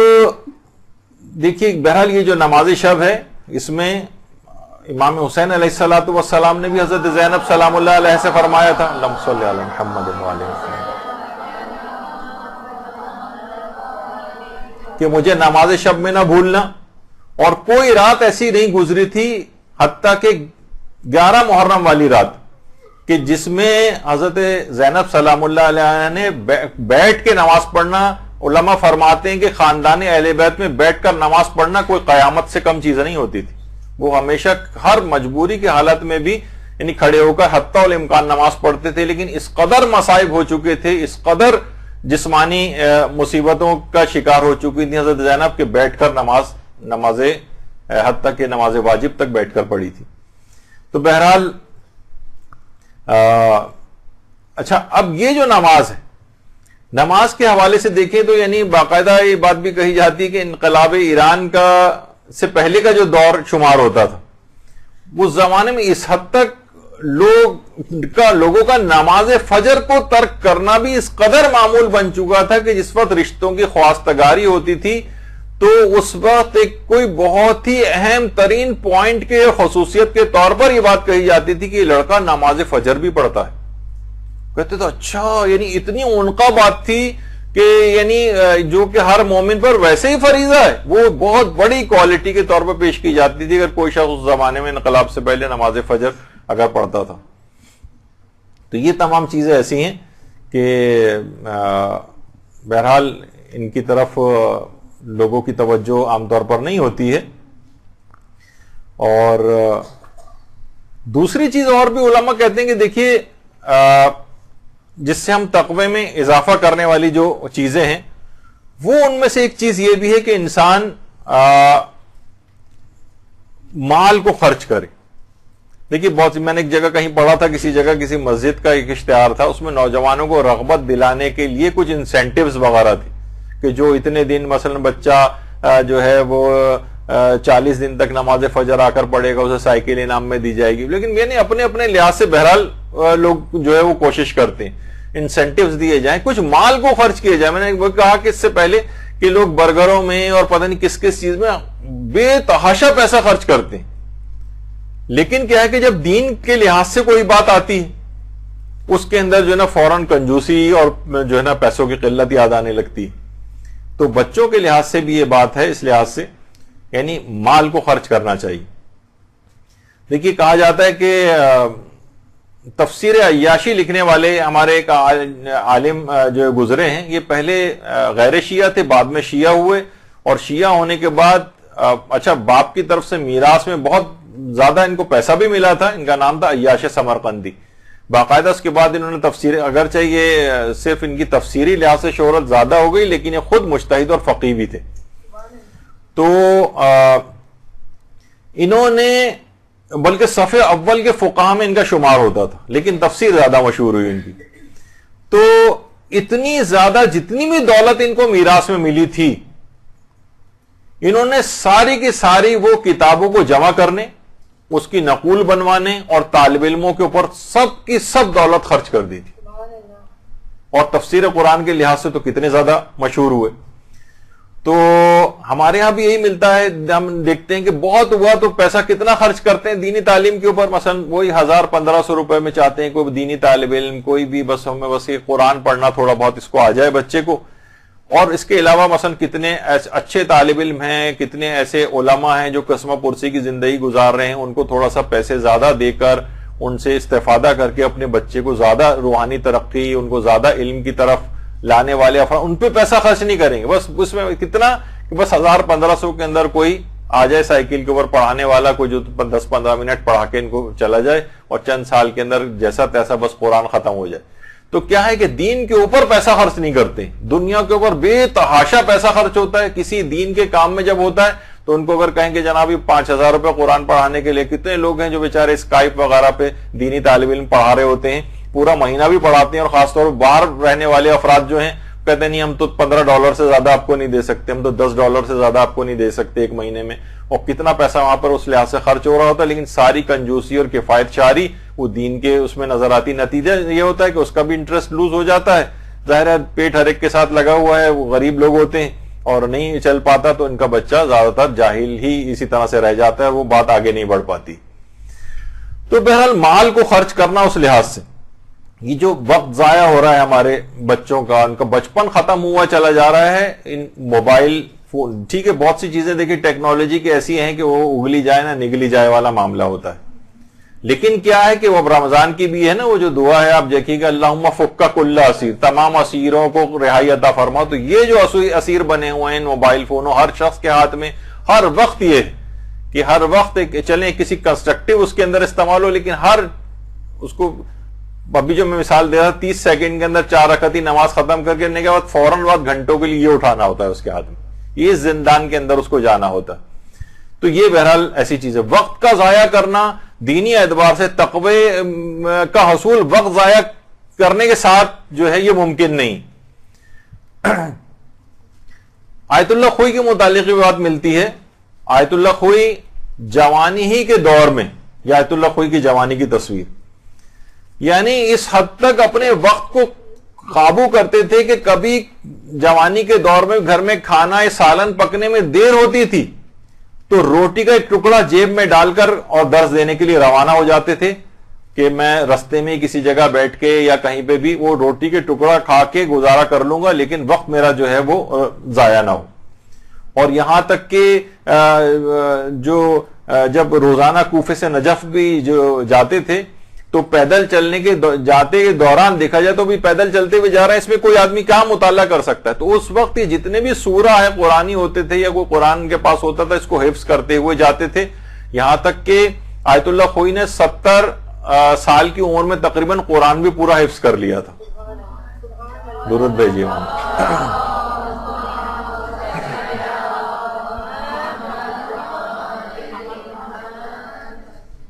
اور آیت اللہ خوئی کا تو بہرحال یہ بھی نظریہ تھا کہ یعنی جو قرآن جتنا جس نے یاد کیا ہوا ہے احتیاط واجب ہے کہ اسے بھولنے نہ دے. تو بہرحال آیت اللہ سیستانی کا تو بہرحال یہ نظریہ نہیں ہے. آیت اللہ سیستانی کے جو استاد تھے آیت اللہ خوئی کا نظریہ تھا. آیت اللہ سیستانی کہتے ہیں بہتر تو یہ کہ یاد رکھا جائے لیکن یہ سب تک دہرانا احتیاط واجب یا واجب کی کیٹیگری کے اندر نہیں آتا ہے. لیکن آغا خوئی کا بہرحال یہ نظریہ تھا. اور اس حد تک قرآن آغا خوئی جو ہے اتنی تمام مصروفیات کے باوجود بھی قرآن سے اتنا ارتباط تھا کہ باقاعدہ اس زمانے میں محمود خلیل حصیری جو کہ مصر کے بہترین آج بھی یوٹیوب کے اوپر ان کا بہت سادہ طریقہ تھا قرات قرآن کا، آج بھی آپ سن سکتی ہیں اس کے اوپر. تو آقا خوئی ان کی قرات قرآن بہت زیادہ سنا کرتے تھے، اور باقاعدہ انہوں نے خط لکھا تھا، اور محمود خلیل حصیری جیسا ماہر ترین قاری قرآن اس کی غلطیاں ایک دفعہ خط میں نکال کر بھجوائی تھیں. تو محمود خلیل نے پھر جوابی طور پر ایک خط لکھا تھا اور اعتراف کیا تھا کہ واقعی آپ نے صحیح غلطیوں کی میری نشاندہی کی ہے، بلکہ پھر اس کے بعد ان غلطیوں کی آقا خوئی نے جو اصلاح کی تھی اس کو تسلیم کیا اور اپنی غلطیوں کی اصلاح کی. تو وقت بالکل بھی ضائع نہیں کرتے تھے آقا خوئی. میں نے کہا نا کہ چلتے پھرتے بھی تلاوت قرآن کرتے تھے. اور یہی بات آقا بہجت فرماتے ہیں شیخ علی زاہد قمی. شیخ علی زاہد قمی یہ بہت ہی حتیٰ کہ بڑے بڑے عرفاء ان کی نماز جماعت میں آ کر شریک ہوتے تھے. یہ بھی اگر کسی دوست سے ملاقات کے لیے جاتے تھے اور کبھی انتظار کرنا پڑتا تھا تو وقت ضائع نہیں کرتے تھے، نماز مستحبی شروع کر دیتے تھے. حتیٰ کہ نماز جماعت پڑھنے کے لیے مسجد کی طرف جا رہے ہیں تو نماز آپ کو پتہ ہے کہ مستحبی نماز چلتے پھرتے بھی ہو جاتی ہے. اس وقت کو بھی کیوں ضائع کریں، چلتے پھرتے ہی بھی نماز مستحبی پڑھتے ہوئے مسجد کی طرف رواں دواں ہوتے تھے. کسی جگہ حتیٰ کہ مجلس میں جاتے تھے، کسی تقریب میں جاتے تھے، وہاں اگر کچھ وقت بچتا تھا کہ ابھی مثلا مجلس شروع ہونے میں کچھ وقت ہے، کونے میں جاتے تھے اور نماز مستحبی پڑھنا شروع کرتے تھے. کیوں اپنے وقت کو ضائع کریں؟ تو یہ تمام علماء جو اتنے گزرنے کے بعد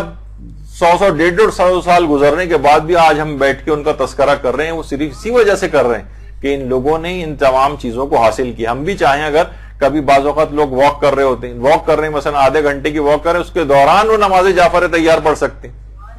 اشارے کے ساتھ رکوع سجدہ کریں اور بہت معمولی سر کے اشارے سے کسی کو پتہ بھی نہیں چلے گا. نماز شب تک آپ جو ہے چلتے پھرتے پڑھ سکتی ہیں، واک کے درمیان پڑھ سکتی ہیں. کوئی شخص حتیٰ کہ یعنی آپ کو پتہ ہے کہ اس کے اندر اس طرح کی جو شرطیں نہیں ہوتی، تو اپنے وقت کو بالکل بھی انسان ضائع نہ کرے. یہی وجہ ہے کہ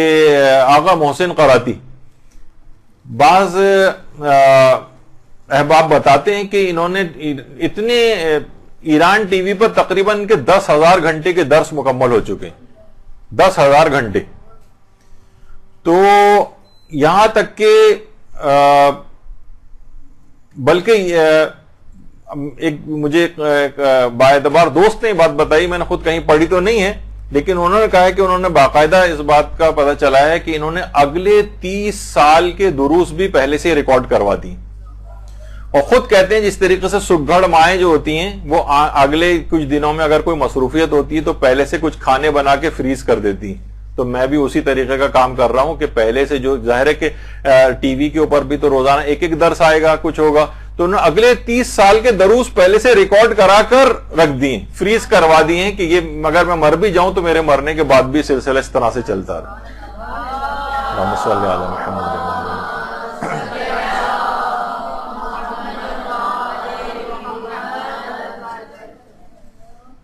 تو اس طرح کے بھی لوگ ہیں، یہ سب لوگوں کی مثالیں. ان لوگ وقت نہیں ضائع کرتے بلکہ یہ تو مستقبل میں جا رہے ہیں. یہ تو چھوڑی کہ حال کو ضائع کرنا، انہوں نے تو مستقبل کو کیپچر کر لیا ہے کہ اگر خدا نہ خواستہ ہر شخص کے ساتھ یہ کہ دنیا سے جانا ہے تو آگے کے اگلے 30 سال تک پتہ بھی نہیں چلے گا کہ انتقال کر کے، اور ویسے درس ان کے چلتے رہیں گے. تو بہرحال یہ تمام دیکھیے چیزیں ایسی ہیں کہ یہ اس میں انسان محنت اور کوشش کرنا پڑتی ہے، مقامات اس طرح سے حاصل نہیں ہوتے ہیں. اور وقت کو اس لحاظ سے یہ بھی اس حد تک ضائع نہ کرنے کے متعلق مشہور ہیں کہ ایک دفعہ کسی ٹریفک میں ایک دفعہ پھنس گئے تھے، اور درس کے لیے جب وہاں گئے تو کئی گھنٹے وہاں پہ بھی ٹریفک جیم ہو جاتا ہے. تو دیر سے پہنچے، یہاں تک کہ لوگ انتظار کر کے چلے گئے، مشکل سے 5-7 افراد رہ گئے. انہوں نے ان کو لیا اور لان میں گئے، کہا ہم اس وقت کو بھی کیوں ضائع کریں، 5 افراد ہیں تو کوئی بات نہیں، ہم درس تو جو ذمہ داری تھی وہ ہم ویسے ہی پوری کریں گے. 5 افراد کو بیٹھ کے وہی 1-1.5 گھنٹے کا درس دیا انہوں نے بیٹھ کے لان میں. کوئی کرسیاں بھی اٹھا لی گئی تھی تو لان میں گھاس کے اوپر بیٹھ کے درس دے دیا. اور جس جگہ، اور یہ خود یہ نہیں کہ چل کے جائیں، حتیٰ کہ جو جنگی کشتیاں ہوتی ہیں اور وہ ایران میں وہاں ان فوجیوں کو دینے وہاں تک پہنچ جاتے ہیں درس دینے کے لیے. تو یہ نہیں کہ یعنی بعض مبلغین کو تو کہا جاتا ہے ورنہ تو کنویں کے پاس چل کے آنا پڑتا. جواد عملی فرماتے تھے کہ مبلغین وہ کنواں ہیں جو خود چل کے لوگوں کے پاس اس کو جانا چاہیے. تو بہرحال اس طرح سے. اور یہی بات ان کے متعلق بھی کہی جاتی ہے آیت اللہ نائینی کے متعلق. آیت اللہ نائینی کتنی نابغہ روزگار شخصیت تھے. اچھا یہ بھی جس وقت درس دینے کے لیے جاتے تھے تو اس حد تک اذکار اور دعائیں اور تلاوت قرآن کے اس قدر عادی تھے کہ کہا جاتا ہے کسی بھی مجتہد کا درس کا جو مقدمہ اتنا طویل نہیں ہوتا تھا جتنا کہ آیت اللہ نائینی کا ہوتا تھا, کیونکہ کہتے ہیں کہ وہاں بیٹھتے تھے آ کر, اور اس کے بعد آ کر یہ ان کے شاگرد بھی پتہ نہیں چلا پاتے تھے کہ یہ کیا پڑھتے ہیں, لیکن ان کے کچھ شاگرد کہتے تھے کہ ہمیں اندازہ ہوتا ہے کہ شاید یہ درس دینے سے پہلے پوری سورہ یاسین پڑھتے ہیں, پوری سورہ یاسین. تو آیت اللہ نائینی اور بالکل ایسا لگتا تھا جیسے کسی کو اس دوران درس کے دوران پہچان بھی نہیں رہے ہوں, کسی کو ادھر ادھر بھی نہیں دیکھتے تھے, اور اتنے انہماک کے ساتھ اس کو جو ہے وہ ختم کیا کرتے تھے. اور علماء فرماتے ہیں کہ شاید کہ یہ سورہ یاسین کی تلاوت کرتے تھے. تو یہی وجہ ہے کہ آیت اللہ بہجت کہتے تھے کہ بعض اوقات درس کا مقدمہ جو ہے وہ درس سے زیادہ طویل ہو جاتا تھا. اور اس کی مثال بڑی اچھی دیتے تھے کہ جس طریقے سے حضرت مسلم ابن عقیل کی جو اذن دخول ہے اور حضرت عباس علمدار علیہ السلام کا جو اذن دخول ہے وہ خود ان کی زیارت سے بھی زیادہ طویل ہے. تو کہہ رہے ہیں بس ان کا بھی تقریباً ایسے ہی حساب کتاب تھا کہ ان کے درس سے زیادہ ان کے درس کا جو مقدمہ جو ہے وہ طویل ہوتا تھا. اور اس طرح سے وہاں پر آیت اللہ نائینی جو ہے وہ تلاوت قرآن جو ہے وہ کیا کرتے تھے. تو ایک چیز اور بس اس میں بات ہم ختم کرتے ہیں کہ ذکر خدا سے کوشش یہ کریں کہ ذکر خدا سے مستقل آپ کی زبان معطر رہے. اور اس رمضان کے اندر جب ہی چوتھے امام کی سیرت میں ملتا ہے کہ باقاعدہ کہ سوائے امر بالمعروف کے اور تلاوت کے اور ذکر خدا اور تسبیح کے امام کی زبان پہ کوئی اور کلمہ آتا ہی نہیں تھا. تو اس رمضان کو خاص طور پر تقوی میں اگر اضافہ کرنا ہے تو آپ زیادہ سے زیادہ اس میں استفادہ کریں اور کوشش کریں کہ ہاتھ میں اگر ہر وقت تسبیح رہے, اور اگر کوئی شخص کاؤنٹر تسبیح بھی اپنے پاس رکھنا چاہتا ہے تو وہ بھی اس کے پاس رہے. تو جتنا بھی زیادہ اس کے لیے ممکن ہو وہ کوشش کرے کہ زبان پر مستقل ذکر خدا, جب تک ذکر خدا آتا رہے گا ہر وقت وہ پروردگار کی طرف مائل رہے گا, اور مائل رہنے کے بعد خود بخود گناہوں سے بچتا چلا جائے گا. تو اگرچہ ابھی بہت سے اس کے اندر چیزیں اور باقی تھیں, لیکن یہ کہ انشاءاللہ کیونکہ اب دوسرا جو درس ہے وہ بھی بہت اہم ہے, اور مولانا تقی مہدوی صاحب تشریف لے ہیں, وہ ان کا درس ہوگا. تو انشاءاللہ اس کے بعد اگلی ہماری جو اس کے بعد جو رمضان کی جو کلاس آئے گی وہ پوری 2 گھنٹے کی مکمل مسائل فقہ کی ایک پورا ریوائز کریں گے ہم بہت تیز رفتاری کے ساتھ, کیونکہ رمضان کے مسائل تو وہی ہوتے ہیں, بس تیز رفتاری کے ساتھ تاکہ آپ کے سامنے ایک ریویو ان کا ہو جائے. اور اس کے بعد شب قدر کے سلسلے میں آئندہ اتواروں میں جو گفتگو انشاءاللہ آئے گی, تو یہاں پر گفتگو ہم اپنی روکتے ہیں انشاءاللہ, اور آپ جلد سے جلد فارغ ہو جائیں تاکہ مولانا محترم اپنا درس سٹارٹ کر سکیں. وصلی اللہ علی محمد وآلہ الطیبین الطاہرین. برحمتك يا أرحم الراحمين وصلى الله على محمد وآله الطاهرين.